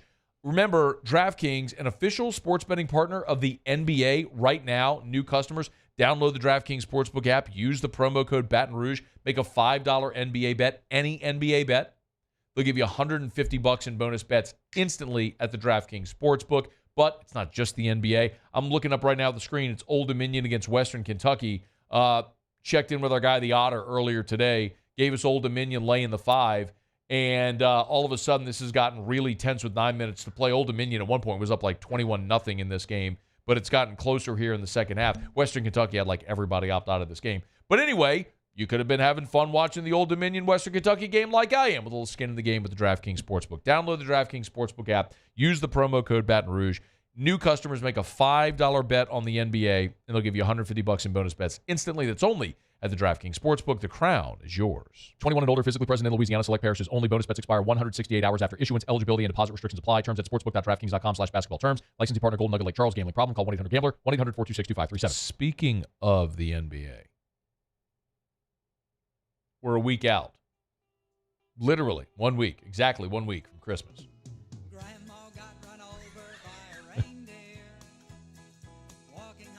I did not expect that. It's a good one. It's a really good one, man. A little upbeat. Comical. The juxtaposition of an upbeat song about an old woman run over and killed by a reindeer. I don't know if it said she got killed. Oh, right? she got killed? Oh, Yeah. okay. I mean, at the end, Grandpa is, is sad. She's dead. Yeah, she's dead. Grandma dies. Right? Yes, she's I didn't know that. I thought Grandma lived. No, listen to the lyrics. Now the goose is on the table. All the family's dressed in black. You wear black at a funeral. Yeah. Grandma died, bro. Wow. It's a little aggressive. By the way, maybe that's how the Spurs feel today after what the Pellies did to them yesterday. Am I right? Give me Graf. Give me Graf. Up the floor, Zion. They get back defensively, though. Mamu Kelashvili, who just checked in. Alley-oop! That is Najee Marshall to Zion Williamson, who spun, got through Mamu, and a two-hand dunk. I need to know. Do we have a full name check anywhere in there? I don't think so. I don't think we went full names last night, unfortunately. Yeah. Here you go. Grandpa's watching football. Yeah, I get it. Playing cards with cousin Mel. Plays cards with cousin Mel. Who's that? Graf! Shot clock at 5. Trey, kick it right corner. Najee for 3. Got it again. Corner 3, Naj. Up the floor. Steal Z. Najee, whip it to Jose. Left wing 3. Got it at the buzzer with 1.7 seconds left. My guy is feeling it so much. Oh, man. By the way, don't look now. Have you noticed what the Pels are doing? Winning. I've noticed. They've won 4 straight. All they've done is won since they got shellacked by the Lakers out in L.A. I think Scott Kushner's right. The worst thing that happened to the Pels, they had a night off in Las Vegas and then had to play the Lakers. This team healthy, playing well, playing together, looking good, man. I don't want to be fooled again. We were right here last year, weren't we? Mm-hmm. Right here. It was right around this time. First in the West. They were first in the West. We saw Big Z do the big windmill against the Sun, or against Suns, or was it Denver? We did the big windmill. It was the Suns. It was against the Suns when we did the whip, but they were in first place when they beat Denver. Is when they took first place. Oh man, so good. Graf was on one last year at this time. Mm-hmm. And he was on one last night. Give me more Graf. Stops at the nail. Get it down low to Najee. Shovels up top again. Ingram for 3. He checked behind. 3 for 3 from 3 for Brandon Ingram. So good. Muse, I can't believe you didn't know Grandma died. I didn't know that, dude. I really didn't. I thought she was did you fine. know that? I did, but I didn't know that Mommy kissing Santa Claus. I didn't realize that was his dad. I didn't know that until like a couple of years ago. I don't think I knew that. Yeah, I didn't know I don't that. think I've ever listened. Yeah. I thought it was just a glancing blow to Grandma, but I guess not. No, that was definitely. I mean, all the family dressed in black, and they're. Yeah. She's Grandma dead. died. Grandma died. Yeah.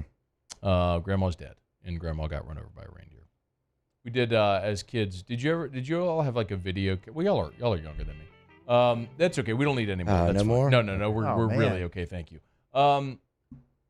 It was like a thing where when you had the family camcorder, like the big on the shoulder camcorder. Yeah, you know what I mean? Home movies, yeah. And I remember we would like one year. I can't believe I'm telling a story. Me and my brother, and my sister, we like sang Christmas and like acted out Christmas songs. I couldn't have been but like 8 or 10 years old. And we did Grandma Got Run Over by a Reindeer. And my sister, who's younger than me, I guess played Grandma, and I played the reindeer because I just kept running and trucking her all throughout the house. And I hope that tape is somewhere. That was going to be my question. Does this tape exist? Probably. A few years back, my mom took all of our like family VHS. Like we had family videos, right? Sure. It was like family videos of VHS labeled in the big VHS. And a few years ago, my mom took all of them and converted them all to DVD. Yeah. and she labeled everything. So if it exists, like I have it on DVD at my house if it exists. We need to find that. Yep. We need to find that. I actually would love to find that. Yeah. Because I'm curious. Because you know how there's things that you remember in a certain way in your mind, and you wonder, okay, it's been 30 years or however long it's been. Do I remember it accurately? I mean, I'm sure I'd like to see it. I'm sure you probably do. Really, we'd have to ask her, I think, right?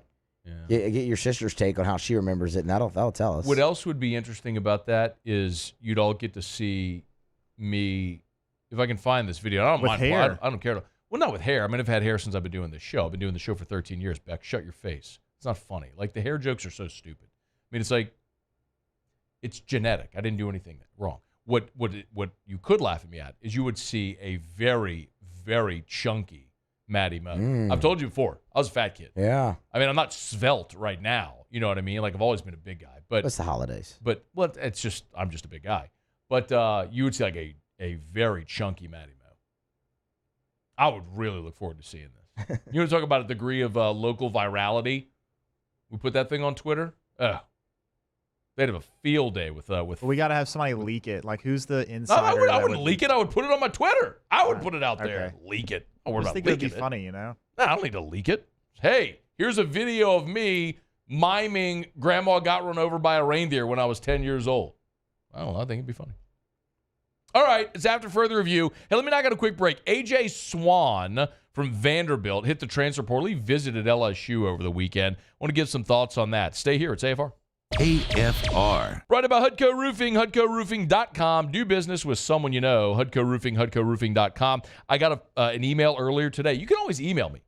Matt@HudcoRoofing.com. Matt@HudcoRoofing.com. Got an email earlier today from a gentleman who listens to the show in Lafayette. His name is Chad V. He said, hey, Matt, my father-in-law had some roof damage, got a leak, need to get someone to check it out. Can Hudco come? Absolutely. No matter where you are in Louisiana, Hudco services the entire state. We had awful weather on Saturday. It rained hard all day on Saturday. When days like that happen, our phones ring all day. So if with all that bad rain on Saturday, you realize you got a roof leak, roof issues, we'd love to help you out. Do business with someone you know. Hudco Roofing, HudcoRoofing.com. No matter where you are in the state of Louisiana, from the smallest roof replacement to the smallest roof repair to the largest roof replacement, do business with someone you know. Online, HudcoRoofing.com. That's HudcoRoofing.com. For Hudco Roofing, HudcoRoofing.com.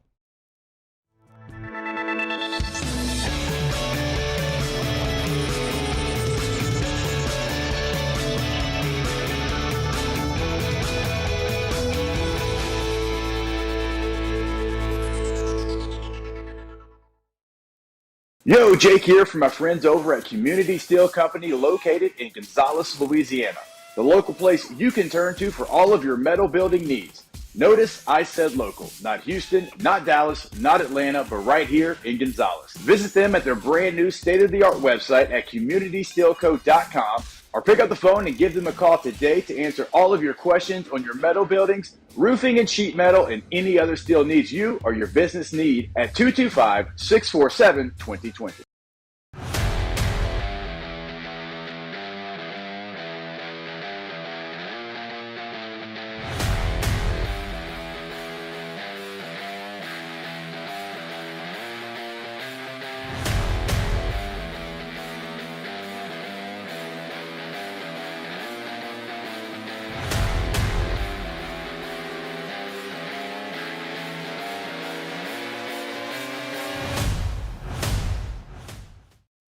Electricity is all around us, and our families depend on it. Every day is sparked by the power of a cold drink or a warm meal, a movie night, and a comforting light at the end of a dark hallway. From sunrise to sunset, playtime to bedtime, our team is ready to take care of your electrical needs. Even in the case of an after-hours emergency, the light in your life shines brighter with Mr. Electric. I've been doing business with Luba for 25 years. They're dependable, trustworthy. It's just the attention to detail with our clients. Our folks have years and years of experience. They're highly trained professionals. But many companies have that asset. What I'd like to think makes Luba a bit different is that we use those talents in a way that truly is dedicated to serving the needs of the folks who depend on us. Dylan Cruz here to tell you about Six Rings Baseball and Softball Camp. If you live on the North Shore and play ball, go to Six Rings Camps with former LSU assistant coach Dan Canaveri. His knowledge is second to none, and your child will improve and have fun doing it. Camps were held at Coquille Park and Six Rings Academy in Covington with 4 sessions over the summer. Full day and morning only sessions are available from ages 7 to 13. Go to sixringsbaseball.com or call 985-206-9096. Learn the game to love the game.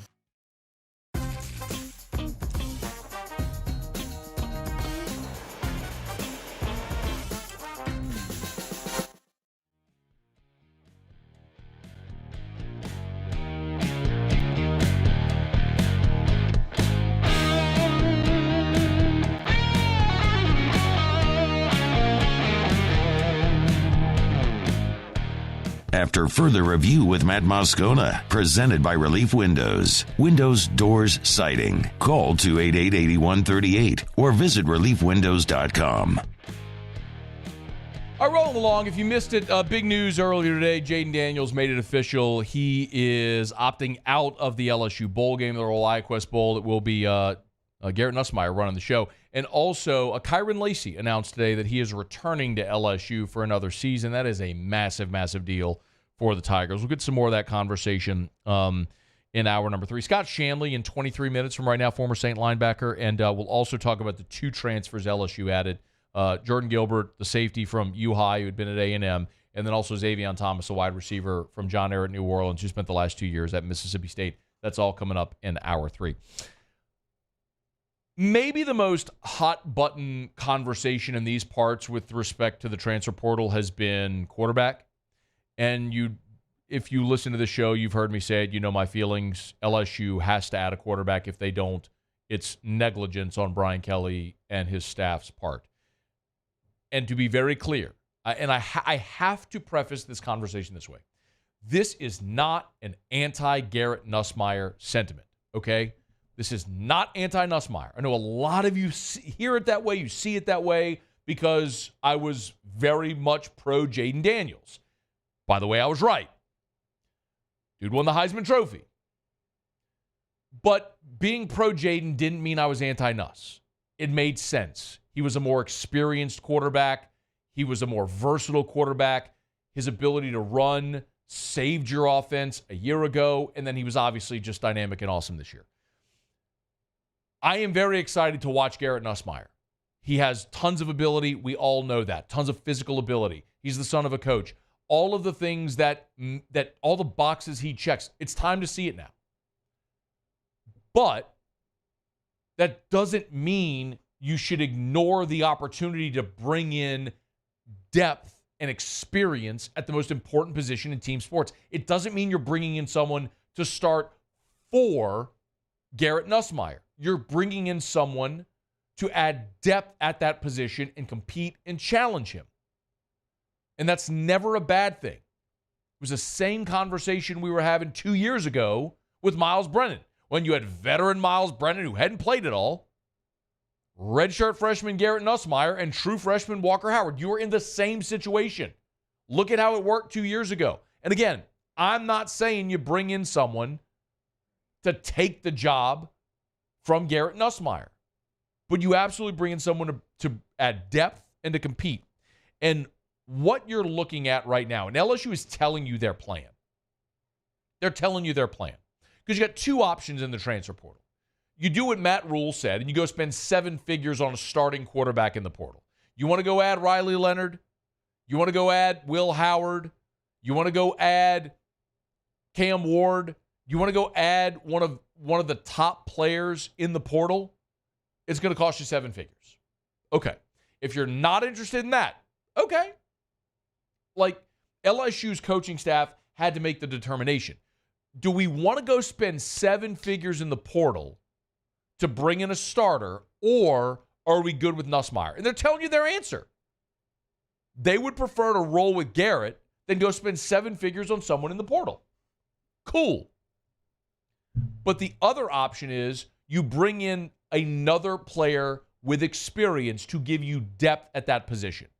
And so over the weekend, LSU brought former Vanderbilt quarterback A.J. Swan in for a visit. So A.J. Swan was on campus, visited with Joe Sloan, according to reports.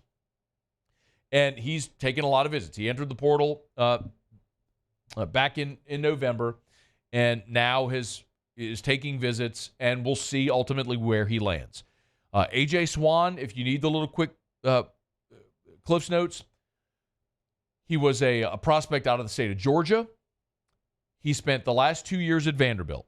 As a freshman in 2022, he played in 9 games with 6 starts.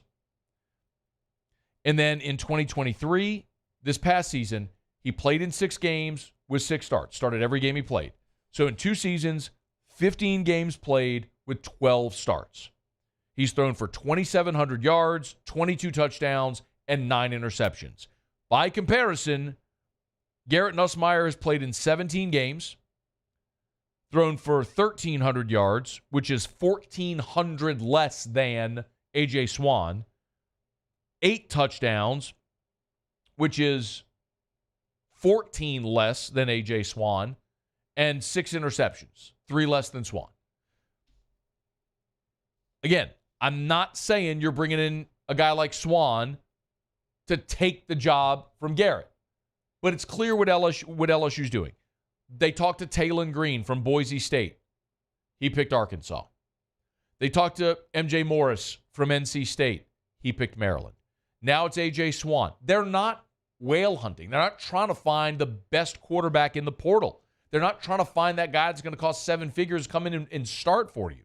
They're trying to find someone that has experience, that can give you depth, and it's necessitated by the portal culture.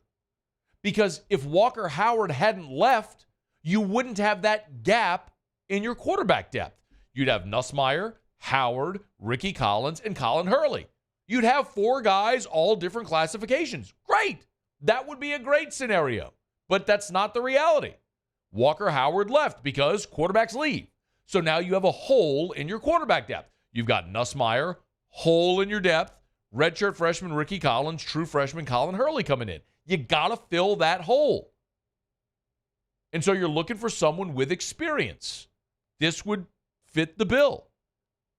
So if you get into a situation where Nuss turns his ankle, Nuss is sick, Nuss takes a cheap shot like the one Dallas Turner laid on Jaden Daniels, maybe Nuss just doesn't play well. You're not looking at redshirt freshman Ricky Collins and saying, go get him, kid. Because you know when the last time that happened? Well, it happened in 2020, in the COVID year, when you're running out a couple of freshmen. But it happened in 2008 with Jarrett Lee. Perilou gets kicked off the team. You didn't have a better option. You had Andrew Hatch. He gets concussed, and then you'd go to redshirt freshman Jarrett Lee, who wasn't ready to play. Physically very gifted player, very good thrower, but threw it to the wrong team a bunch because he was a young guy, wasn't ready. So you ask yourself, well, what about Ricky Collins? Do you develop? Of course you keep developing Ricky Collins. And maybe you bring in someone like A.J. Swan, and Ricky Collins is better. Awesome. That's a great scenario. At least you know. You've planned for the possibility of needing that depth. And if nothing else, you've created great competition at that position. There is no good argument against adding a quarterback. I'll continue to say there is not a single good argument against adding a quarterback. And you say, well, what if somebody leaves? So? They could leave anyway. And then you're in an even bigger pickle because now guys have left and you don't have anybody to back up Garrett Nussmeier. And I'd also argue if you're going to leave because you don't want to compete, well, that's on you. Do you really want that guy anyway? I don't think that's going to happen. I don't think any of the guys on the roster right now are going to leave. Even if you do add somebody. But there is no reason not to add depth at that position. And it went after Taylon Green. It went after M.J. Morris. Now it's A.J. Swan. Maybe A.J. Swan goes somewhere else. Entering his third year, maybe he wants a place where he's going to be guaranteed the starting job. That's not going to happen at LSU. And if that's the case, go somewhere else. And LSU will keep going down its list. But the coaches are telling you. I say it all, actions speak louder than words. They're telling you. They're telling you what they want. They're not going after a top-flight transfer. They're going after quality depth, experience depth. A.J. Swan has started 12 games at an SEC program. I get it's Vanderbilt and they stink and they haven't had a lot of success. But he has been out there on the field, going through the ringer, preparing as a starter for 12 games. Garrett Nussmeier's never started a game. Never. Yes, at depth at that position. Maybe it'll be A.J. Swan. Maybe not. I don't know. I don't know what that kid's going to do. But LSU is doing the right thing by continuing to pursue players at that position. Okay, it's After Further Review. We're brought to you by the Aesthetic Medicine and Anti-Aging Clinics of Louisiana, Baton Rouge, Lafayette, and online at theantiagingclinics.com. That's theantiagingclinics.com. By the way, they're doing 12 days of Christmas. So every day leading up to Christmas, they've got a different special. Today, and it's, by the way, it's a one-day only special. Every day leading up to Christmas, they have a one-day only. So today is day 8, and it's Pico Way Resolve and Tattoo Removal. Buy 2, get 1 free. This is the most advanced laser tattoo removal on the market. It's less downtime, fewer treatments, more effective, virtually pain-free. And you buy 2 treatments, get a 3rd free today only at the Aesthetic Medicine and Anti-Aging Clinics of Louisiana. Bluebonnet in Baton Rouge, Ambassador Caffrey in Lafayette. Bluebonnet right near Perkins in Baton Rouge, Ambassador Caffrey in Lafayette, and online at theantiagingclinics.com. You can, by the way, call. You can call to take advantage if you can't get by there. 752-0001, 752-0001. I'm sorry. It's 753-1234. I gave you the wrong phone number. 753-1234, 753-1234, 753-1234, or theantiagingclinics.com. All right, Scott Shanley in 13 minutes from right now. Got to move quickly. We'll talk some Saints with Scott Shanley as it's a quick week after the Saints won their 2nd consecutive. They beat the Panthers a week ago, Giants on Sunday. Now short week as they go to the Rams. We'll talk about it with Scott Shanley in 15 minutes from right now. When we come back, Muse will have Tigers in the pros. Glad you're here. It's AFR. AFR. Monday Night Football tonight, y'all. Where are you going to watch? Get by Pluckers. Maybe you got that last-minute Christmas shopping to do. You know what'll make it easier? Pluckers. Pluckers on Bluebonnet is right in front of the Mall of Louisiana. And every Monday is all-you-can-eat wings. So maybe you hand the credit card to the missus, let her go do the shopping, and you go hang out at Pluckers for all-you-can-eat wings and Monday Night Football. I'm interested in tonight's Monday Night Football game. I mean, you got the Eagles at Seattle. So Eagles going across the country. I haven't seen an update as of right now on Jalen Hurts if he's even going to go tonight. So this could be a really interesting Monday Night Football game. By the way, I heard this stat earlier today as well. Pete Carroll, 7-0 in his career against the Philadelphia Eagles. How about that little nugget? Anyway, speaking of nuggets, you can eat chicken wings, boneless wings, sandwiches, salads. Great options at Pluckers. Ice cold draft beer, full service bar, and sports on TV. Remember, tonight and every Monday is all you can eat wings at both Pluckers locations. It's Pluckers if you don't like our wings. We'll give you the bird. Electricity is all around us, and our families depend on it. Every day is sparked by the power of a cold drink or a warm meal, a movie night, and a comforting light at the end of a dark hallway. From sunrise to sunset, playtime to bedtime, our team is ready to take care of your electrical needs. Even in the case of an after-hours emergency, the light in your life shines brighter with Mr. Electric. Bayou Chrysler Dodge Jeep Ram has $10,000 off MSRP on new 23 Jeep Grand Cherokee, $10,000 off new Jeep Grand Cherokee, and all new Bayou Automotive vehicles come with a 1 million-mile warranty. The crew at Bayou Automotive is going to do right by you. Hey, it's Matt Moscona. For years, you've heard me tell you about Insurance Network of Louisiana, helping you find better coverage for less money. But it's not just for your home and auto. They also offer commercial property. So, retail stores, professional offices like doctors, dentists, attorneys, clothing boutiques. Insurance Network of Louisiana can find you better coverage for less money. They service the entire state of Louisiana, and they're local. So call today at 293-0450 or lainsurance.net. It was a humid day, barefoot children play, looking for that summer shade. Time just slips away. Oh, Louisiana, some kind of hold on me.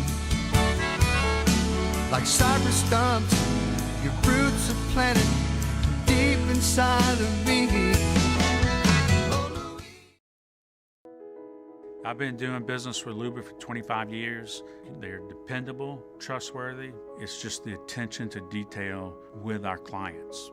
Our folks have years and years of experience. They're highly trained professionals. But many companies have that asset. What I'd like to think makes Luba a bit different is that we use those talents in a way that truly is dedicated to serving the needs of the folks who depend on us.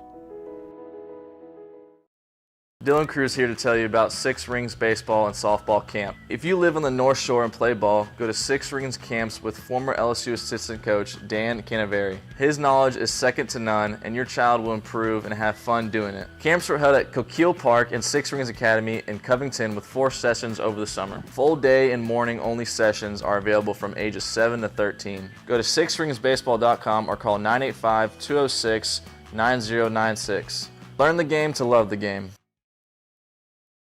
At Relief Windows, we're more than windows. We're windows, doors, hardy plank, and vinyl siding. But our number one product is always customer satisfaction.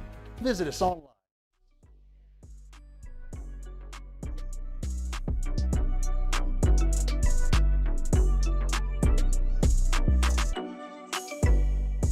After further review with Matt Moscona, presented by Relief Windows. Windows, doors, siding. Call 288-8138 or visit reliefwindows.com.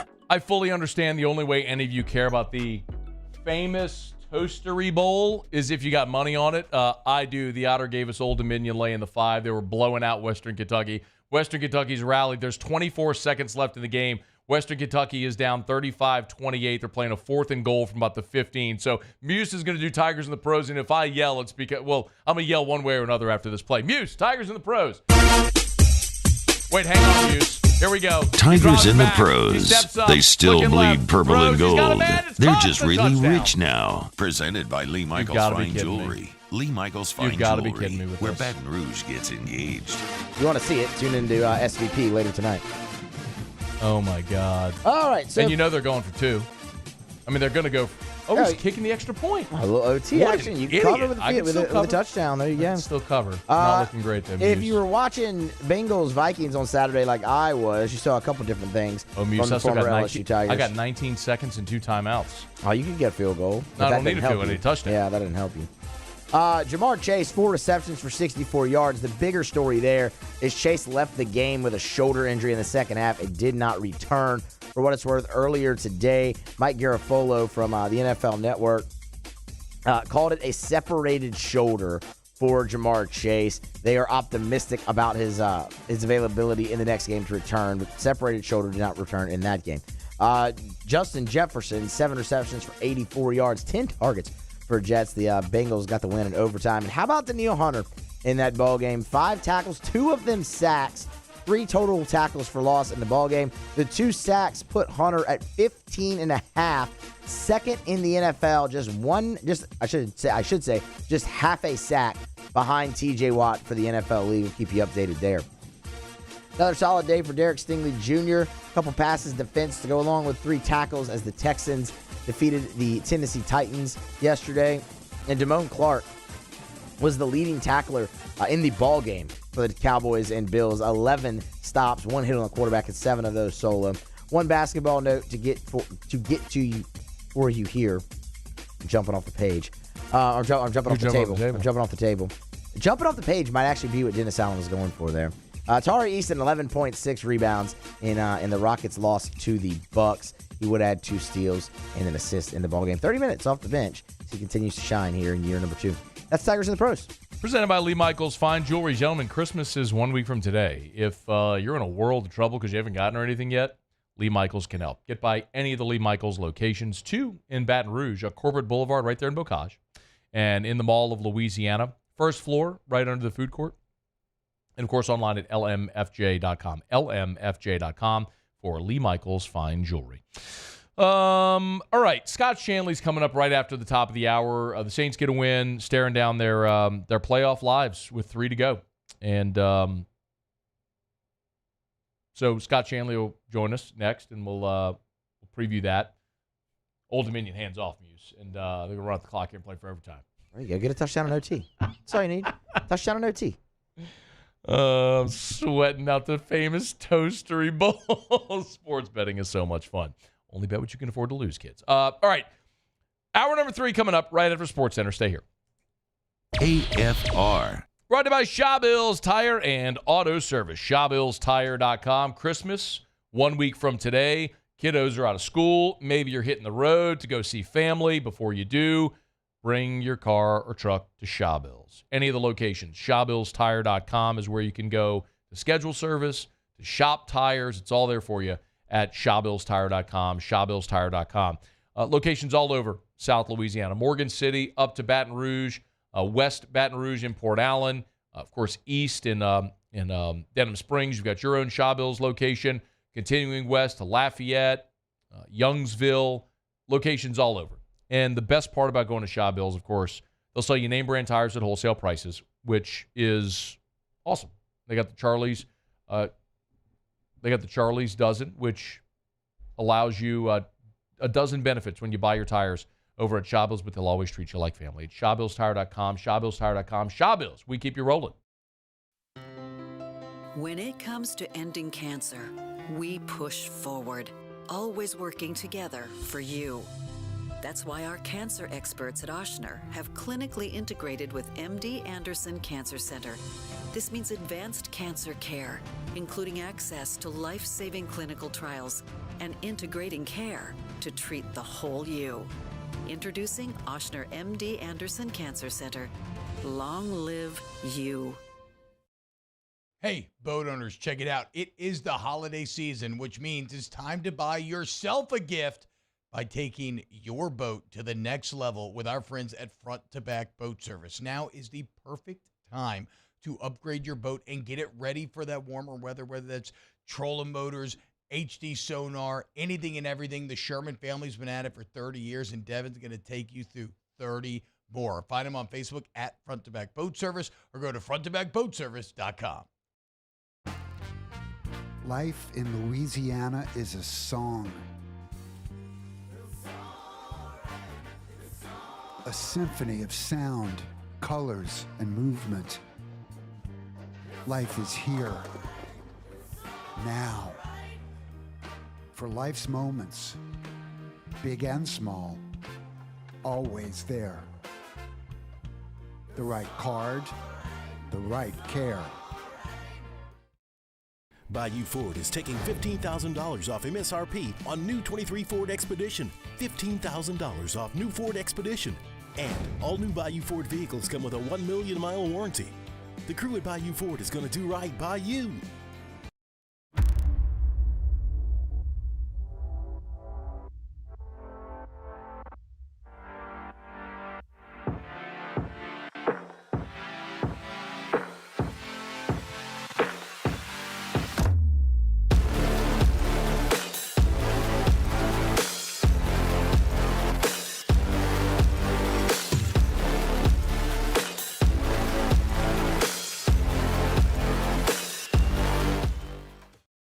Electricity is all around us, and our families depend on it. Every day is sparked by the power of a cold drink or a warm meal, a movie night, and a comforting light at the end of a dark hallway. From sunrise to sunset, playtime to bedtime, our team is ready to take care of your electrical needs.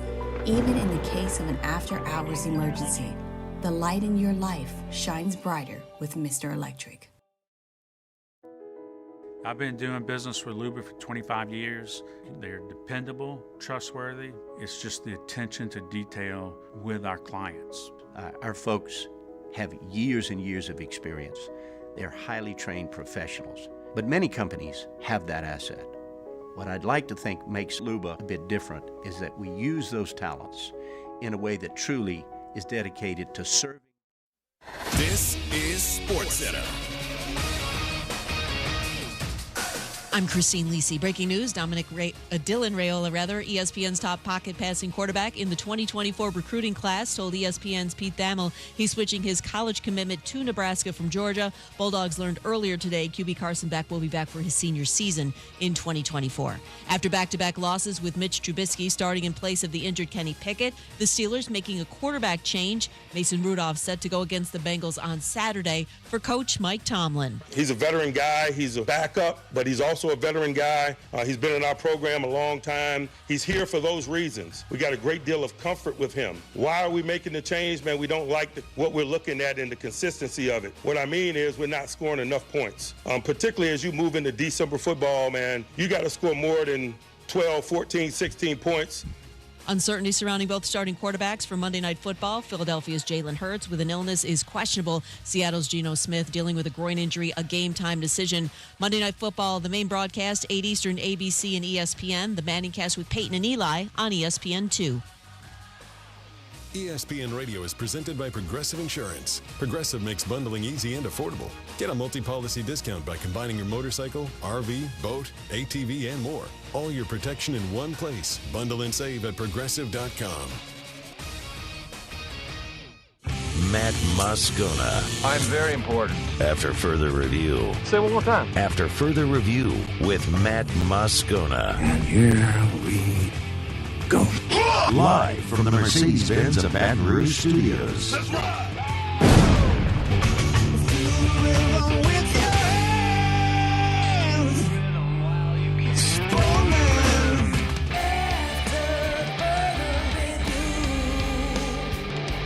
Hour 3, off we go. Welcome aboard. Glad you're with us. It's AFR, presented by Relief Windows. I'm Matt. This is Shaq O'Neal, and I'm Jacob Beck. Jacob Beck. Musu.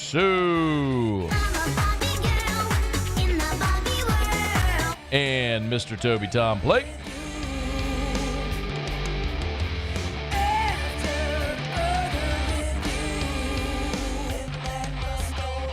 All right, we're here. Glad you are as well. 5 o'clock quitting time. Glad you are driving home with us. Tigers picked up a couple of transfers out of the portal this weekend, and a former 5-star hit the portal. We'll get to all that in about 15 minutes. Saints win their second in a row and 3 to play. They control their own destiny to win the NFC South and punch their ticket to the playoffs. Our buddy Scott Shanley, good enough to join us here for a couple of minutes. Scott, we appreciate it, man. How are you? Hey, absolutely. I'm doing good. I'm going to go a little out of order here, but I just want to start with your thoughts on the Alontae Taylor penalty as a former defender. I know I'm teeing one up for you here, but what were your thoughts? You know, the great thing is I don't feel like I'm being biased because even though I was a defensive player, I can see the fans' reaction. I see even offensive players' reaction around the league. And nobody wants our game to be watered down to the point they're trying to water it down. And I think more than that, it's the inconsistency in these calls that, you know, I posted a picture of Alontae with the same type of tackle last year against the Steelers, and there was no flag. And there's tons of tackles like Alontae had yesterday, and there's no flag. It just blows my mind how the league says, you know what, let's make fans even more mad at our game. Like let's see how much we can get a rise out of calling offensive offsides on the Denver Broncos when they have a chance to score a touchdown. Like some of these things that are going on in our league, you want to promote gambling and betting, I'm fine with that because someday the players are going to get a portion of that revenue. But if you're going to do that, the expectation for you to get calls right, it goes up even more. And for some reason, we just keep falling back when it comes to officiating games. That was obviously the Saints were off the field. That led to points for the Giants. It didn't matter in the end, but it was still it was something that was difficult to watch. That being said, Scott, the Saints defense was awesome, man. How much of it was game plan effort? How much of it was really the opponent the last 2 weeks? I think, listen, I'm not going to say that the Saints defense from the last couple of years is back after going against the Panthers and the Giants. I think the Tommy DeVito story is a cool little story. The guy's not very good. I'll just say that. He's just okay. Right. But he won 3 games. So the hype train got rolling. Then you throw the agent and all that in, and it's a great little story. I don't think the Giants are very good, but I was surprised that the Giants didn't play a little bit better. That is their problem, but I'm going to give the Saints a lot of credit because for the last month of the season, we've all been wondering what the heck has happened to this Saints run defense. And Saquon Barkley came into town. They absolutely shut him down. And that's a huge credit to those guys. They knew that they had to contain Saquon Barkley. Tommy DeVito wasn't going to beat them. So they shut down Barkley, and it was an outstanding job. And that's the type of defense that the Saints defense has to play. For this team to win the division, they have to play run defense like they've done the last few years. They have to play great third down defense like they did yesterday. And I said the key to the season and getting this division is taking the football away and giving an average offense more opportunities. So the average offense moved the ball pretty well. They put up 300 yards and 24 points. So I'll ask the same question. How much of it was the opponent? How much of it was game plan execution skill? I do give a little bit more credit to the Saints offense against the Giants defense. The Giants defense is I have a lot of respect for Wink Martindale, who is their defense coordinator. He was with the Baltimore Ravens. He gets very exotic, runs a lot of different looks. And I think giving up one sack against that type of pressure defense is a huge credit to the offensive line being prepared, Derek being prepared to knowing where to set the protections, because it's a tough defense to go against. And then it really just came down to guys making plays, getting separation in the pass game, guys, Jawan Johnson making some plays, Jimmy Graham doesn't have to just be a red zone target. He ran just a little 5-yard out in the middle of the field.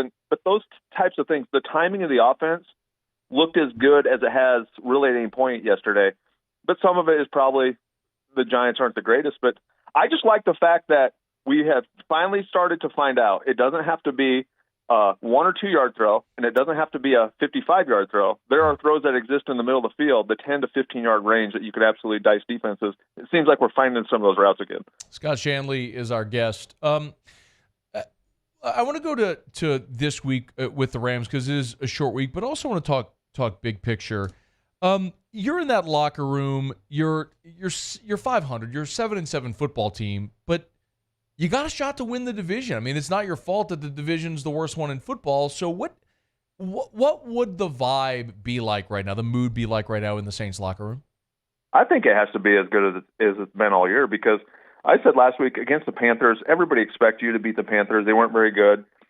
But I wanted to see how the Saints team would go from beating the Panthers to now playing the Giants. And can you stack success? Can you stack wins? Can you go from one win and take what you did well to the next week? And I saw improvement in a lot of different areas with the Saints team. Now can you do that on a short week? I think it's a great thing, actually, that they get to play a short week. There's not a whole lot of time in between this game and the Rams game. It's going to be a tough game. Anytime you travel west, and the Rams, you never know what you're going to get. They're Jekyll and Hyde, but they're talented and well-coached. I think that the Saints locker room is probably feeling as good as they felt at any point this year, besides early in the year when everybody has hopes and aspirations.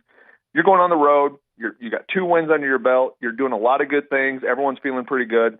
And so now you get a chance to play a game right away, even though you're a little bruised and battered. He's on Twitter at Scott Shanley, former Saint linebacker, Super Bowl champion. So let's talk about that then, Scott, the short week. I've always maintained this isn't like a unique thought or anything like that, but spots matter, right? So, I mean, the Giants had to play Monday Night Football, then had to travel on a short week. Now the Saints have to do the same thing on an even shorter week, turning around, heading 2 time zones over. How difficult is what the Saints are tasked with doing, short week and having to travel to the West Coast? It's tough. It really is. And there will be some players in that locker room that share my sentiment that, yeah, we're feeling good about ourselves. Let's just go play a game. We don't need a full week of practice. Let's just go and do this. Then there's another portion of the locker room that's saying, I'm tired, I'm sore, I'm not ready to play a short week game, and especially traveling, like you said, to the West Coast. But the fact that it's a primetime game, you're playing the Rams, and like I said, you're feeling pretty good about yourself. You have a chance to continue to make a statement, and guys love playing under the lights. So you're going to have an opportunity to kind of erase some doubts from some of the people who have been naysayers with you guys all year. So, I think it's a good opportunity, but there's also it's the reality of it is in the NFL, the human part of it. These guys are going to be sore, tired, tight Thursday night, and traveling doesn't help. What about the matchup in specifically with the Rams? I don't know if you've dug deep into that at all, Scott, but is this something that looks like the Saints might be able to match up well? Yeah, I think there's definitely areas of concern. I have a lot of respect for Sean McVay and his play calling ability. The way he is able to utilize motions and bunch concepts and rub routes and all those things that kind of have given the Saints defense trouble in the past. The Saints like to play a lot of man-to-man defense. So when you're getting pick routes and rub routes with Cooper Kupp and the other guys they have out there, I think I wouldn't be surprised if the Rams are able to score some points against the Saints defense. And I know the Saints have been playing well, but I think the Rams pass game against the Saints secondary could lead to some points. And that's going to put the pressure on Derek Carr and the offense to say, hey, we are the other 1/3 of this team. We can make plays too. We can carry over some success. And then special teams, continue to play the way you can play. Don't have any blocked punts or missed field goals and things like that. You can't afford those things on the road. So I do like the matchups, but their passing game and McVay's kind of genius with the passing game does scare me a little bit. This is a question I know you wouldn't answer as a player, but as an analyst, I can ask it to you. What do you feel like Dennis Allen, the staff, is like they're coaching for their jobs with 3 games to go, considering all of the struggles and so much of the conversation and noise around them this year? I definitely think that I'm sure Dennis feels this way, and his assistant coaches think that it's really win the division. You win the division, and really nobody's ever safe in the NFL, but you can kind of feel safe knowing if we win a division and we host a playoff game, it's hard to fire people. But now there will be changes. There will be changes with the assistant coaches, no doubt, because I think there's a lot of position groups that have not played up to their potential. And when you do that, you have to look at making some changes. The Saints have lost a lot of really good assistant coaches over the year. You look at Ryan Nielsen, who is now in Atlanta. You look at Dan Campbell's now head coach. He's a tight ends coach. Aaron Glenn coached the secondary. You go down the list of really good coaches that are no longer in the building. So I do think there's some deficiencies with some position groups as far as exactness and urgency to get better every single week and to just be exact. I think that's really what it comes down. So there will be some changes, even if they do win the division. Saints are at 7-7. They've got to 500 with 3 to play. Everything's in front of them. We'll see how they come down the stretch. He is a former Saint linebacker and Super Bowl champion Scott Shanley. Good enough to spend a couple of minutes with us. Scott, always appreciate it, man. Thanks for the time and the insight. Yep, absolutely. Take care. All right, man. Be well. Scott Shanley with us here. There is breaking news here. We just about half an hour ago, we're talking about A.J. Swann, the Vanderbilt quarterback in the transfer portal. Shea Dixon, credit Shea, he's the first I saw that had it. A.J. Swann has committed to LSU. So via the transfer portal, Tigers beat out South Carolina and others. Swann spent 2 years in Nashville, double-digit starts, as he mentioned. So LSU gets their transfer quarterback, and it's former Vanderbilt quarterback A.J. Swann. If you missed my comments on Swann, you can go catch him on demand, AFR On Demand, presented by Breck Golf. Book your tee time, golf.breck.org. We'll have that up on demand, favorite podcast app. Just search After Further Review, and on the After Further Review YouTube channel as well.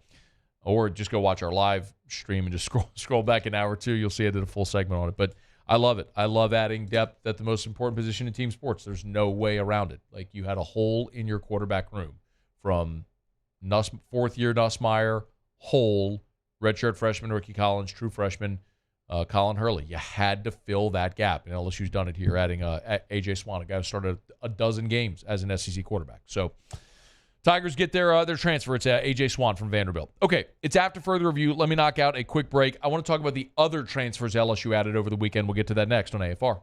AFR. AFR is brought to you by Rouse's, the official supermarket of the New Orleans Saints. Rouse's.com. Rouse's.com. Rouse's, of course, the holidays are upon us. Christmas is 1 week from today. You're going to be having that Christmas party. Maybe you're having family over for Christmas Eve or Christmas Day. Get by Rouse's. They have Rouse's holiday party platters for you. So if you want fruit trays or the cheese trays, they got them for you. If you want sandwich trays or mix and match, they got it. Maybe you want those spirits, red and white wine. One of the things I love about Rouse's with their wine selection is they have a buy 4, save more program. So you buy 4 or more bottles, and you'll get discounts on all your wine purchases. So if you want to try some interesting reds or different white wines, you can do it at Rouse's, and they let you do it more affordably with their buy 4, save more program. It's at Rouse's. Of course, all of your spirits, they got you covered at Rouse's. The official supermarket of the New Orleans Saints, Rouse's.com. Rouse's, this feels like home. Thank you, Acadiana, for over 56 years of allowing Corval Toyota in Opelousas to take care of you and your automotive needs. Enjoy this holiday season with family and friends. From the Corval Toyota family to yours, Merry Christmas and Happy New Year. The world's leaders in obesity research, obesity medicine, and obesity science are right here. We're doing something that no one's ever done or trying to answer a question that no one's ever asked before. Pennington is a real jewel when it comes to research. We are finding the solutions to the world's worst chronic disease, which is obesity. Louisiana needs Pennington Biomedical. Yo, Jake here from my friends over at Community Steel Company located in Gonzales, Louisiana. The local place you can turn to for all of your metal building needs. Notice I said local, not Houston, not Dallas, not Atlanta, but right here in Gonzales. Visit them at their brand new state-of-the-art website at communitysteelco.com or pick up the phone and give them a call today to answer all of your questions on your metal buildings, roofing and sheet metal, and any other steel needs you or your business need at 225-647-2020.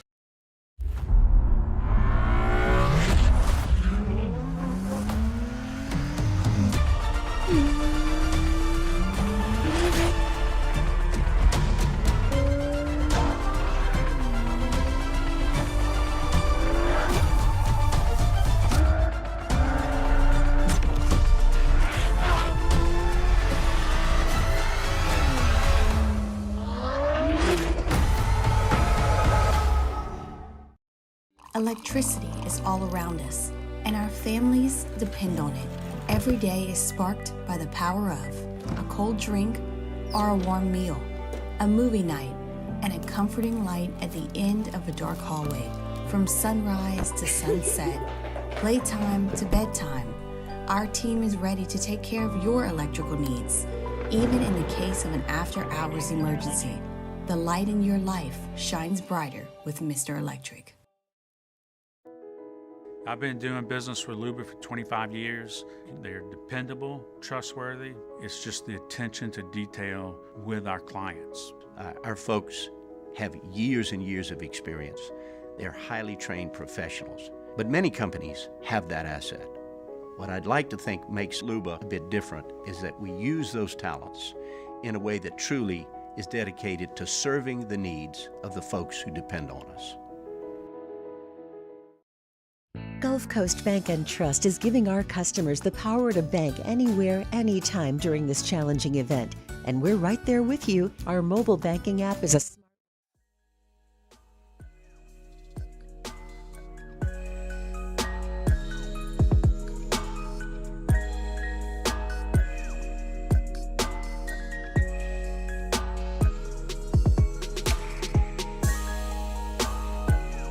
After further review with Matt Moscona, presented by Relief Windows. Windows, doors, siding. Call 288-8138 or visit reliefwindows.com.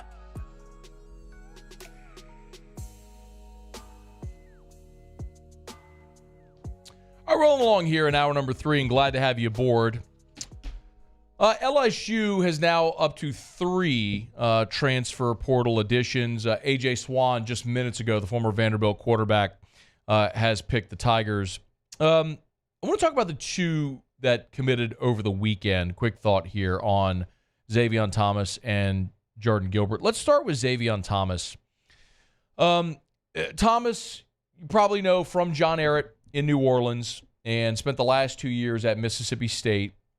Picked LSU over the weekend after making a visit to Baton Rouge. And I think this is a great start with Thomas and Gilbert, 2 guys from Louisiana at positions of need. LSU got some great news today on Monday.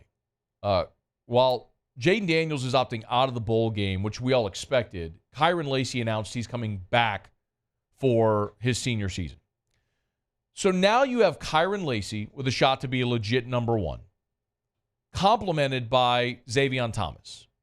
Now, Xavier Thomas is a different style of receiver, 5'11", 190, and he's got 2 years of eligibility remaining. This past year, Xavier Thomas had 40 catches for 503 yards. Keep in mind that after Kyron Lacey, your next 2 most veteran receivers are Chris Hilton and Aaron Anderson. They have combined for 39 career receptions. Nobody else in LSU's roster has a career reception. So getting Kyron Lacey back for next year is massive because you have an experienced guy who had a nice season this year. Lacey had 24 catches for 463 yards. So in his career, starting at ULL and then for 2 seasons, then coming to LSU now for 2 seasons. So in his 4 years, he's got 98 receptions for 1,399 yards and 17 touchdowns. So you're talking about a dude that is by far your most experienced receiver. Put it this way. Kyron Lacey has had more production in his career than all of your other receivers combined. So getting Kyron Lacey back is massive.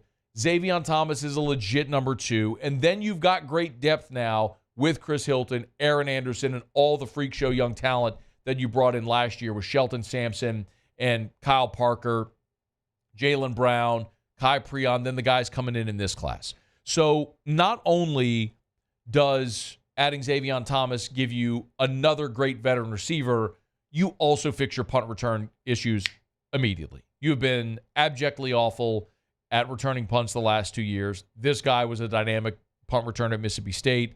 You fix that instantly. As for Jordan Gilbert, he was his story is an interesting one because he was a 4-star coming out of high school at U-High here in Baton Rouge. And his coach, Andy Martin, was with us here earlier in the show today. And basically, Coach Martin told us that Gilbert didn't have a committable offer from LSU. They decided to go a different direction. And LSU was loaded up with safeties at the time. And they went a different direction. He committed to A&M, went there, and played immediately in his first year. And then was injured this season and played in just 2 games. And he was incidentally replaced by another Louisiana safety in Jacoby Matthews. But 11 games as a freshman with 61 tackles and 2 interceptions, was great as a freshman at College Station. Was a starter there this year and then was injured and only played in 2 games. So now you're talking about a guy that's got 3 years of eligibility, 3 to play 3, because this effectively was a redshirt year for him. So 3 to play 3, and he's a plug-and-play guy at safety. Look at your safety position. I mean, Greg Brooks, obviously, he won't be back next year, and we're praying for Greg, and we assume his playing career very well could be over. Andre Sam's out of eligibility, and Sage Ryan is at the transfer portal. So when you look at who you have returning at safety, there's a lot of bodies which you don't have as a lot of experience. Like Major Burns could return. He was a freshman in 2020, the COVID year. So Major Burns could come back and play a 5th season, but he may go pro. After Major Burns, this is your safety depth. Matthew Langlois has played for 3 years, played in 11 games, has not recorded a stat. Jordan Allen, in his 2nd year, played in 10 games, 7 career tackles. Ryan Yates, this year, freshman, played in 12 games, 13 tackles. Kylan Jackson, freshman this year, 4 games played, made 1 tackle. And then Javian Toviano, who's listed as a safety, played cornerback this year, played in 12 games. So you've got 6 guys listed as a safety. Potentially, if Major Burns returns, and if he doesn't, you got 5. And then, obviously, Deshaun McBride, who's the highest-rated player in this signing class out of Denham Springs, is a safety as well. But what you don't have is experience. You got numbers, you don't have experience. So when we've talked about LSU's strategy going from adding numbers out of the portal out of necessity just to get enough scholarship players on your roster, that's what it was the last 2 years. You're adding double-digit players out of the portal out of necessity. Now it's find the spots on your roster where you could use some veteran talent. You need a receiver, Xavier Thomas. You could use a safety, Jordan Gilbert. You need to fill a gap at quarterback, A.J. Swan. It's a dramatically different reality than last year adding 4 cornerbacks because you had to remake your entire room. Adding a half dozen defensive linemen because you needed numbers there. This is very different this year in the way they're approaching it. Build through the high school ranks, supplement through the portal with players that can help you at positions of need, and that's what LSU's doing. So Xavier Thomas, Jordan Gilbert commit over the weekend, today, Monday, just minutes ago, as a matter of fact. A.J. Swan, who started a dozen games over the last 2 years at Vanderbilt, committed to LSU, and he adds that veteran transfer depth piece at quarterback. I want to talk about Sage Ryan as well. I'll get to that here in a second. We're brought to you by the Williamson Eye Center. Call 924-2020. 924-2020. If you want to see 2020, call 924-2020. You know, I was packing for New York last week when we were going up for the Heisman. And I tell you, every time I travel, I'm reminded of how much my life has changed because of LASIK. You know, it used to be you got to pack the extra pair of contact lens because what if your lens rips or you get dirt in it or one pops out and you lose it? So you had to have the extra pair of contact lens. You have to have your contact lens case. You have to have the solution, but not the big bottle, the little travel solution. You have to bring your glasses because when you take your contacts at night, you got to be able to see. But then you realize you haven't kept up with your glasses prescription at all because you only wear it at night. Anyway, it's a gigantic ordeal. And 5 years ago, I took that entire drawer in my bathroom, like in my vanity, took that entire drawer and just threw it all in the trash. Don't need it anymore. It's been more than 5 years. I'm still seeing better than perfect. 2015, better than 2020. It's amazing. I wake up in the morning, I see. I go to bed at night, I see. Driving, I see. Seeing the crawl on TV, I just see. It's amazing. For those of you who've never had vision issues, you don't have to worry about it. But if you're like me and you've lived with vision issues your whole life, it is life-changing. Do yourself a favor. Maybe right now, around the holidays, what a great gift to give to yourself or someone in your life. The gift of sight. LASIK or any refractive procedure there at the Williamson Eye Center. Remember, we're at the end of the season. If you have those HSA or FSA funds that don't roll over to the next year, you got to use them. It's a use it or lose it. Use it. Call the Williamson Eye Center. They'll get you in before the new year. 924-2020. 924-2020 or williamsoneye.com. I wanted to get a quick thought here on Sage Ryan, who entered the transfer portal. You know, I think when LSU fans talk about Sage Ryan, they'll probably use the dreaded B word, bust. And I kind of want to push back on that.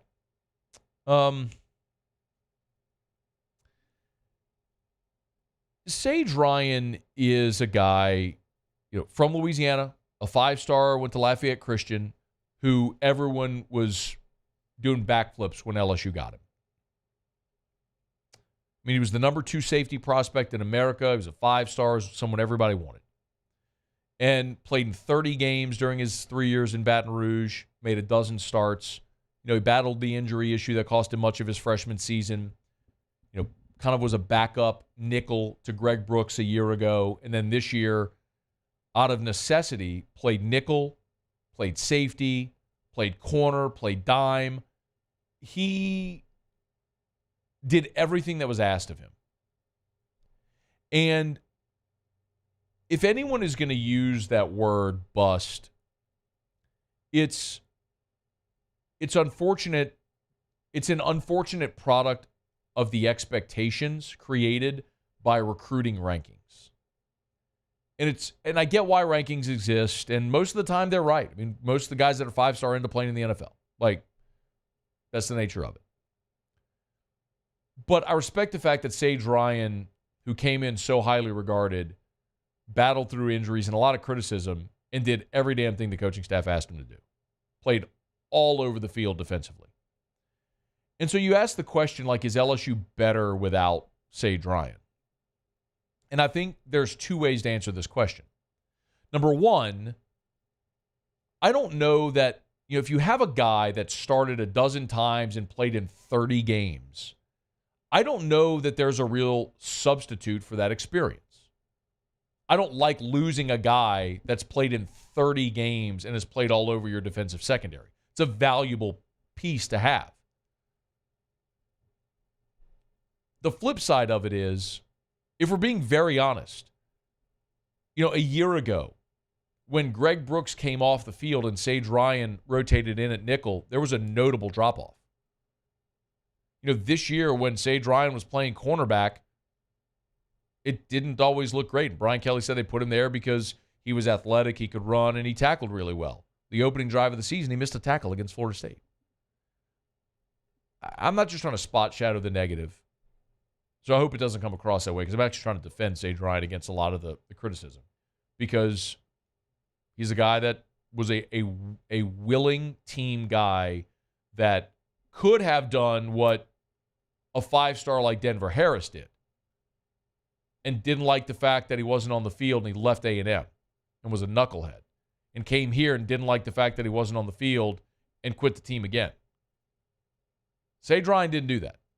He said, where do you need me to play? I'm in. And I respect that a lot.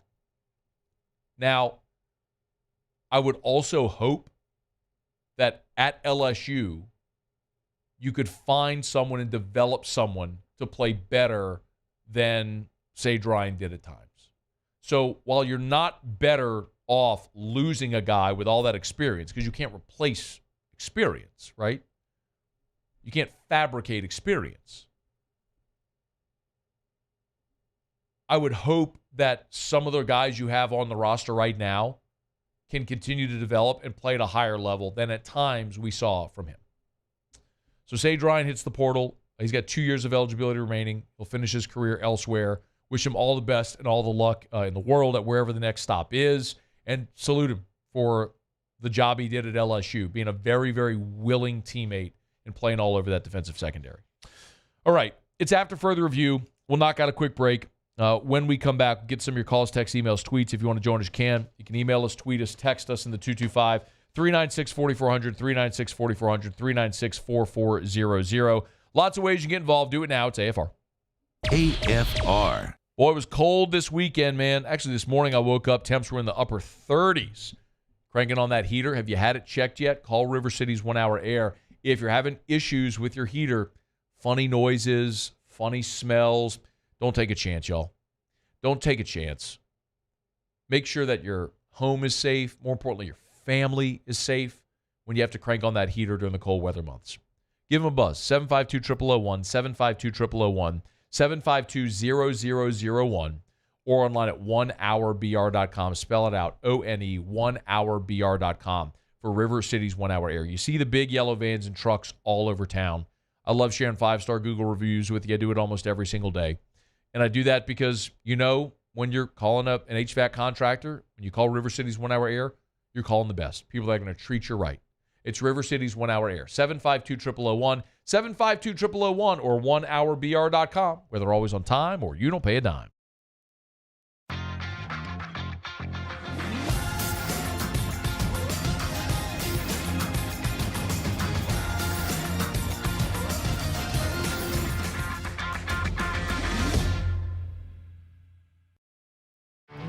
There it is, the extra mile, on the border of expected and extraordinary, for those willing to go further, like vans customized for work or play, with safety and tech to keep you connected, supported by a 5-star sales, service, and finance team, and backed by the 1-star you know. So go the extra mile. It's never crowded, because so few have what it takes to go there. Mercedes-Benz Vans. The Windsor Senior Living Community in Mandeville, Louisiana is a beautiful, vibrant apartment community geared toward seniors. They are nestled right in the heart of Mandeville, where seniors live a more carefree lifestyle in spacious apartments with the peace of mind that comes from having a little extra help. Call the Windsor at 985-624-8040 to schedule a lunch and tour. Come see how the Windsor can be your passport to peace of mind. Dylan Cruz here to tell you about Six Rings Baseball and Softball Camp. If you live on the North Shore and play ball, go to Six Rings Camps with former LSU assistant coach Dan Canaveri. His knowledge is second to none, and your child will improve and have fun doing it. Camps were held at Coquille Park and Six Rings Academy in Covington with 4 sessions over the summer. Full day and morning only sessions are available from ages 7 to 13. Go to sixringsbaseball.com or call 985-206-9096. Learn the game to love the game. Electricity is all around us, and our families depend on it. Every day is sparked by the power of a cold drink or a warm meal, a movie night, and a comforting light at the end of a dark hallway. From sunrise to sunset, playtime to bedtime, our team is ready to take care of your electrical needs. Even in the case of an after-hours emergency, the light in your life shines brighter with Mr. Electric. I've been doing business with Luba for 25 years. They're dependable, trustworthy. It's just the attention to detail with our clients. Our folks have years and years of experience. They're highly trained professionals, but many companies have that asset. What I'd like to think makes Luba a bit different is that we use those talents in a way that truly is dedicated to serving the needs of the folks who depend on us. At Relief Windows, we're more than windows. We're windows, doors, hardy plank, and vinyl siding. But our number one product is always customer satisfaction.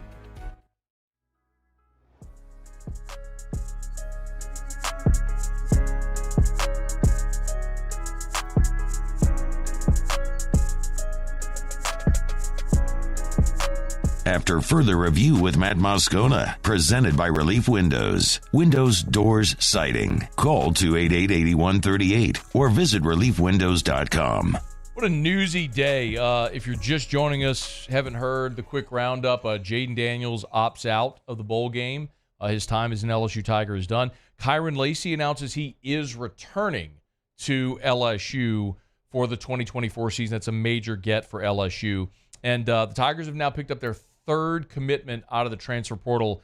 A.J. Swan, the former Vanderbilt quarterback, who spent the last 2 years in Nashville, played in 15 games with a dozen starts, thrown for over 2,000 yards, nearly 3,000 yards during his time there in Nashville. He's committed to LSU. So Tigers get their quarterback out of the transfer portal. And it's something, and I know a lot of you pushed back on that, and I've talked about it for weeks now, because the perception from some of you is, well, that you just give the job to Garrett Nussmeier.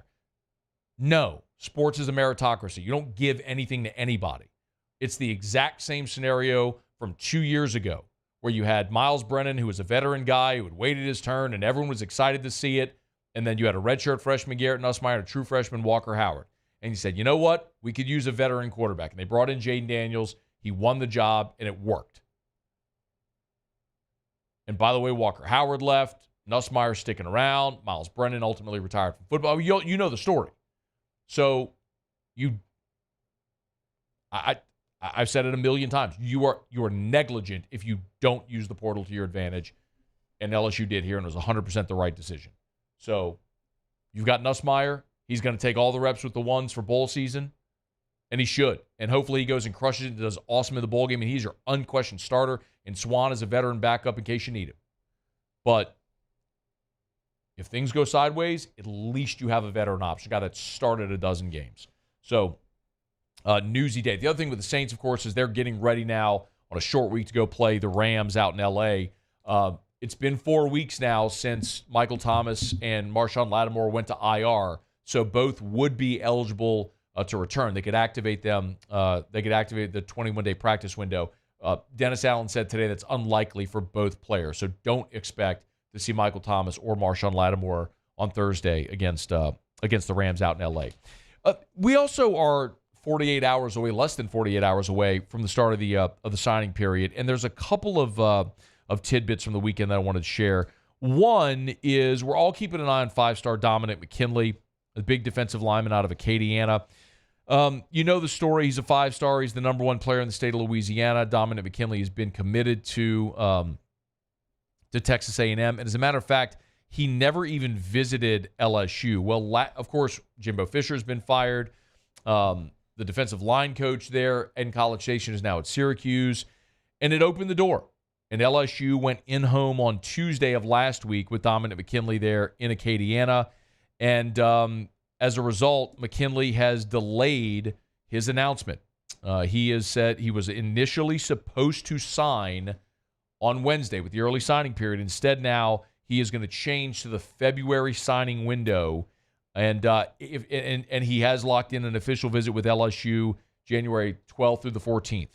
So if nothing else, and I don't know that this means dramatically anything as far as where he might go, but it gives you an at-bat. which you didn't have before.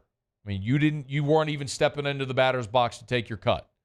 You got an in-home with him. You got him to move his announcement back, and now to February, and now you're going to get an opportunity to get him on campus in January to see if you can get him to commit. This is, look, the number one player in the state of Louisiana. On3 has him as the 27th best player in the country. They've got him as the 5th best defensive lineman in the country. A&M, LSU, Ohio State, Texas, all in the mix here. But this is one of the best players in the country at a position of need. He's an interior defensive lineman at 6'5", 280. And we've talked about LSU needing defensive line depth where Bryce Langston's hit the portal, Fitzgerald West has hit the portal, and we don't know what's going to happen with Mason Smith, Mekhi Wingo, or Jacobian Guillory. So all those guys could return. They all could leave for the NFL. So this would be massive because it's not only because it's a dominant player, the number one player in your state, position of need, and he's currently committed to a team in your conference. All those reasons, this would be just monumental if they're able to get him. And the first step was getting him not to sign with A&M on Wednesday, and that mission has succeeded. He'll sign in February, and he'll visit LSU January 12th to the 14th. Dominic McKinley will. The other prospect with a little bit of news, this is one that we knew. It's Harlem Berry. So Harlem Berry, the number one running back in the country for the class of 2025, Harlem Berry has moved his announcement date back. He was supposed to announce today, December the 18th. He's out of St. Martin's Episcopal down in Metairie. As we mentioned, the number one running back in the country. He's a 5-star. On3 has him as the number 11 overall player, the number one running back in the country, the number one player in the state of Louisiana for 2025. And he's overwhelmingly thought to be an LSU lean. On3, their recruiting prediction machine, has it at 98.7% that he ends up at LSU. 24/7 has 100% of the crystal balls in for LSU. So everyone's assuming this is going to be LSU. And I've been asked, does Berry moving his decision date back mean he's not thinking LSU? As I've been told, no. It's just he wants to make the announcement at the Under Armour All-America game on January the 3rd. January 3rd, excuse me. So that the Under Armour Bowl is January 3rd, so he'll make his announcement there on TV, which is fine. It would be great publicity for LSU as well. And keep in mind, LSU's also waiting on the announcement from Bryce Underwood, which is coming January 6th. So if you're scoring at home, LSU already has DeCorian Moore committed, who's the number one receiver in the country for 2025. They're expected to get Harlem Berry, the number one running back in the country for 2025. And they seem to be in the lead for Bryce Underwood, the number one player, number one quarterback in the country for 2025. So the future is very bright. For whatever it's worth at the running back position, it's starting to look a lot like you would expect the LSU running back position to look. You got Logan Diggs, who's an NFL back. Caleb Jackson, who certainly looks like an NFL back. You got Caden Durham committed for 2024, who looks like an NFL back. He just won a state championship in Texas in 6'6". Ran for over 200 yards in the state championship game. And then Harlem Berry the year after that. Your backfield, just think a year ago, again, with all respect to Josh Williams started his career as a walk-on and is not a draftable prospect. He was your leading rusher a year ago, among running backs a year ago. Now you look ahead to what it's going to look like. Diggs, Jackson, Durham, Berry, those are all NFL backs. That's how it's supposed to look at LSU. Brian Kelly's fixing it. He's getting this roster back to what you would expect an LSU roster to look like, and he's doing it both through the high school ranks and by supplementing through the transfer portal. All right, y'all. It's After Further Review. Been a really good show. Of course, our Monday shows are brought to you by our friends at Relief Windows and ReliefWindows.com. Energy-efficient replacement windows, beautiful entry doors, hardy plank, and vinyl siding. They do it all over at Relief Windows. It's Relief Windows and ReliefWindows.com. Call 288-8138, 288-8138, or go to ReliefWindows.com. Windows, doors, siding, Relief Windows, and ReliefWindows.com. We're going to get to Otter Locks here in a second. I got to at least mention this. We don't really spend a lot of time here talking Southland Conference basketball, as you might imagine. But did you see the shade this weekend? Oh, my God. So McNeese played ULL in basketball, who, of course, likes to refer to themselves as UL or Louisiana and whatever. I get it. It's a branding thing. It's just dumb and not legitimate. So I'll continue to call them the University of Louisiana at Lafayette. But anyway, McNeese played ULL. And McNeese and Will Wade beat ULL 74-72. And keep in mind, those two are not on the same level as far as conference affiliation. The Southland is not a G5. Like in football, that's FCS. So ULL should beat McNeese. They didn't. McNeese men's basketball posted the graphic of the final score with the caption, "Here's that extra L y'all keep forgetting to add."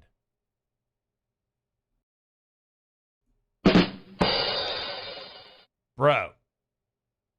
I mean, respect. I respect the shade. You've earned it. And let's not forget also that the Cajuns are coached by Bob Marlin. Bob Marlin, who at one point had a very public tiff with Will Wade with that NIT thing and the whole we play in an arena, not a gym deal. It might have well been green-lighted by Will Wade. And then, oh, by the way, the other thing that was kind of crazy was the Southland Conference got involved.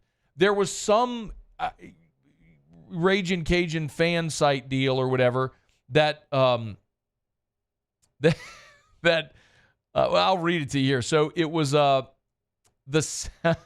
Southland did the same thing. The Southland posts, here's that L to add back to your name. And so they posted the graphic, and it's a pepper in the shape of an L. It's all the peppers in the shape of an L, and they got the final score there with McNeese beating ULL. Of course, the Cajuns' mascot is a pepper. And the Southland Conference tweeted, here's that L to add back to your name. Well, some ULL Twitter thing said, signature win for the conference, I guess. The Southland Conference replied and said, nah, we beat your big brother too, and screen grabbed the final score of the LSU Nichols game when Nichols beat LSU 68-66. I mean, this is not a master's class. This is a doctorate level class in trolling by McNeese and the Southland Conference. So can we all just give them a big round of applause? I mean, this is just brilliant. I don't care who you cheer for. That's brilliant. I mean, that is a verbal curb stomping that McNeese and the Southland Conference just delivered to everyone that wears the Pepper logo. And I kind of thought it was hilarious, too. Take that, Bobby. All right, it's after further review. We'll get to Otter Locks to wrap up the show next. AFR. Get Gordon and get it done. Gordon McKernan Injury Attorneys. Christmas is coming up a week from today. And we tell you all the time that over at Gordon McKernan Injury Attorneys, the great thing they do every holiday season where for Christmas, Gordon gives away bikes to less fortunate kids around the state of Louisiana. This year, giving away 488 bicycles to less fortunate kiddos around the state. We're really excited to be able to tell you more about that coming up here in the coming days and weeks, getting to share some of the pictures and all the videos of the kiddos getting their bikes, which is always really cool to do. But I want to remind you as well, if you're in an accident and you need representation, don't go it alone. Get Gordon and get it done. Do what injured people in our state have done for more than 30 years. Gordon and his team have recovered more than $2.6 billion in damages for their clients, and you could be next. So go to getgordon.com. Get Gordon and get it done. I've been doing business with Luba for 25 years. They're dependable, trustworthy. It's just the attention to detail with our clients. Our folks have years and years of experience. They're highly trained professionals, but many companies have that asset.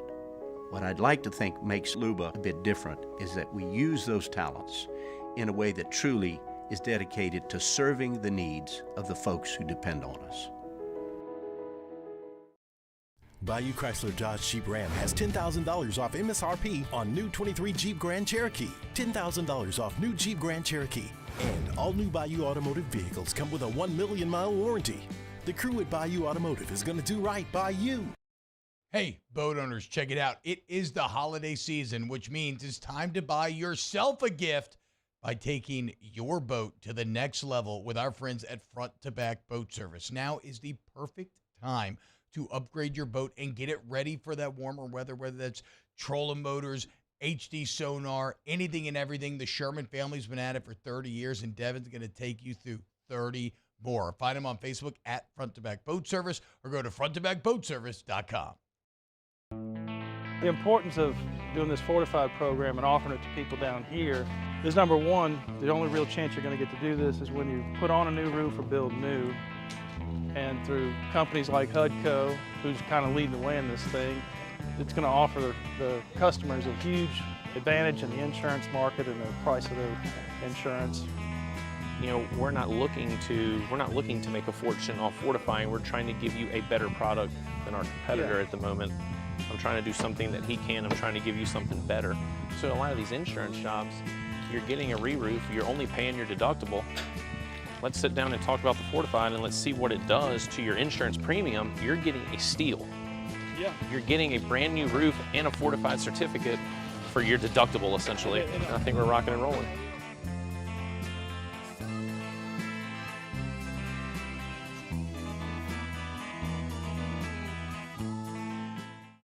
Dylan Cruz here to tell you about Six Rings Baseball and Softball Camp. If you live on the North Shore and play ball, go to Six Rings Camps with former LSU assistant coach Dan Canaveri. His knowledge is second to none, and your child will improve and have fun doing it. Camps were held at Coquille Park and Six Rings Academy in Covington with 4 sessions over the summer. Full day and morning only sessions are available from ages 7 to 13. Go to sixringsbaseball.com or call 985-206-9096. Learn the game to love the game.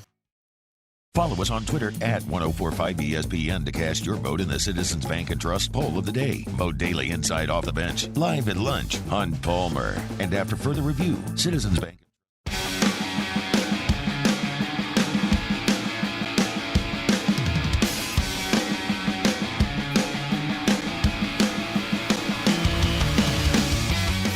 After further review with Matt Moscona, presented by Relief Windows. Windows, doors, siding. Call 288-8138 or visit reliefwindows.com. Down the stretch, we come final segment here on a Monday edition of AFR. One thing left to do. Let's find out what we're betting on tonight. Time for Otter Locks. Otter Locks, presented by Lofton Staffing Services. At Lofton, we put people to work. Call us today at 924-0200 or go to lofton.jobs. So we turn to the one and only, the incomparable and often incomprehensible, the Oddfather himself, Jimmy Ott. Otter, have you picked yourself up off the floor after the famous Toasty Bowl bad beat?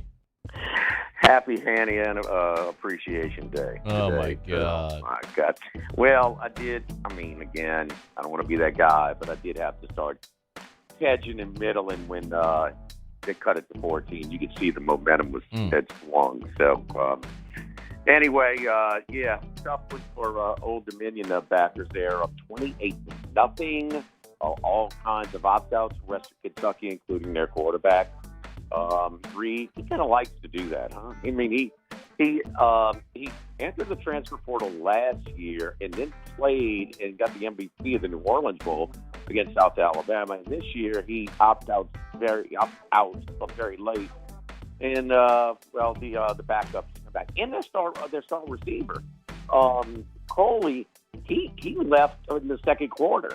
So it was really one of these efforts by the backups, but ODU kind of, they really did, first down interception, got the ball in overtime down the half-yard line. But my favorite. It was 4th and goal from the 15 with 30 seconds left. Just don't allow a touchdown. You win the game and you cover. Instead, they allow a touchdown. So, I mean, it was 35-14 going into the fourth quarter. That is an all-time crap-the-bed moment. Anyway, we only got about 90 seconds, so let's make sure we get to Monday Night Football. Yeah, real quick, though, they rushed 3 and kept the spy on a my pocket God. passer. Like the spy, either cover or rush, dude. Come on, Auburn, Alabama. Last night was a real public play on Baltimore. I like Jacksonville. It was one of our contributors' picks on the show yesterday. 1 minute Jacksonville remaining. found every way to ruin that first half. I mean, they were horrible in that game. But, same thing as tonight. Down at the Beau Rivage with Carl Johnson, Troy Macker from Bet Rivers, they're all reporting tons of money on the Eagles. And the Eagles just have not been the same team as they were last year. Dino Smith is warming up right now. He has the go-ahead. He's going to play. I like Seattle in the spot here in a big way at plus 4.5. It got up to 4.5 earlier. I think it's 4 right now. I'm looking at 3.5 on DraftKings. 3.5. Okay. Worth it, but still taking it 3.5. That's anything over a field goal, made. But love Seattle at home tonight. 80% of the money at DraftKings on the Eagles minus 3.5. So yeah. Public play. Okay, Otter, we appreciate it. Where are you tomorrow? We'll be at Dozy Play special time, 10 a.m. to noon, so we can get to the visitation tomorrow. Very good. Thank you, Otter. We'll see you tomorrow at 3. Okay, see you. AFR. As we get on down the road, remind you about Pure Restoration. Mold Zero is now Pure Restoration. Pure-restoration.com. Tell you all the time. Kill mold, remove odor, sanitization products as well. It's so interesting that they have actually, Pure Restoration has sanitized buildings on college campuses. Now, I can tell you which ones, obviously, but the point being, you got mold in a building. You want to get rid of it? You want to sanitize that building? Pure-restoration.com. College dormitories, classroom buildings, governmental buildings, courthouses, gyms, workout facilities, locker rooms. You have odor from sweat, cigarettes, pets. So easy. It's completely safe. They'll come in, they'll spray their patented non-toxic dry fog. As soon as the fog dissipates, you're back in free and clear. It's Pure Restoration. Pure-restoration.com.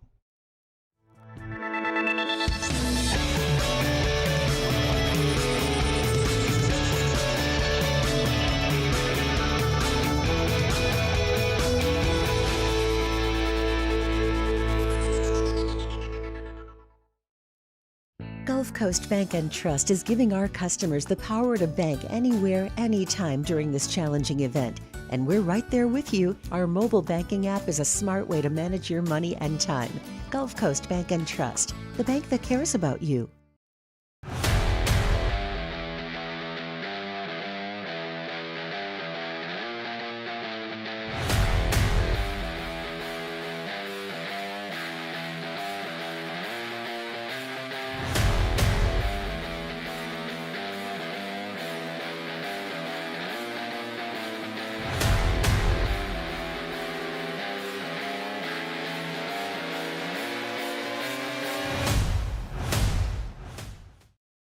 Electricity is all around us, and our families depend on it. Every day is sparked by the power of a cold drink or a warm meal, a movie night, and a comforting light at the end of a dark hallway. From sunrise to sunset, playtime to bedtime, our team is ready to take care of your electrical needs. Even in the case of an after-hours emergency, the light in your life shines brighter with Mr. Electric. I've been doing business with Luba for 25 years. They're dependable, trustworthy. It's just the attention to detail with our clients. Our folks have years and years of experience. They're highly trained professionals. But many companies have that asset. What I'd like to think makes Luba a bit different is that we use those talents in a way that truly is dedicated to serving the needs of the folks who depend on us. Dylan Cruz here to tell you about Six Rings Baseball and Softball Camp. If you live on the North Shore and play ball, go to Six Rings Camps with former LSU assistant coach Dan Canaveri. His knowledge is second to none, and your child will improve and have fun doing it. Camps were held at Coquille Park and Six Rings Academy in Covington with 4 sessions over the summer. Full day and morning only sessions are available from ages 7 to 13. Go to sixringsbaseball.com or call 985-206-9096. Learn the game to love the game.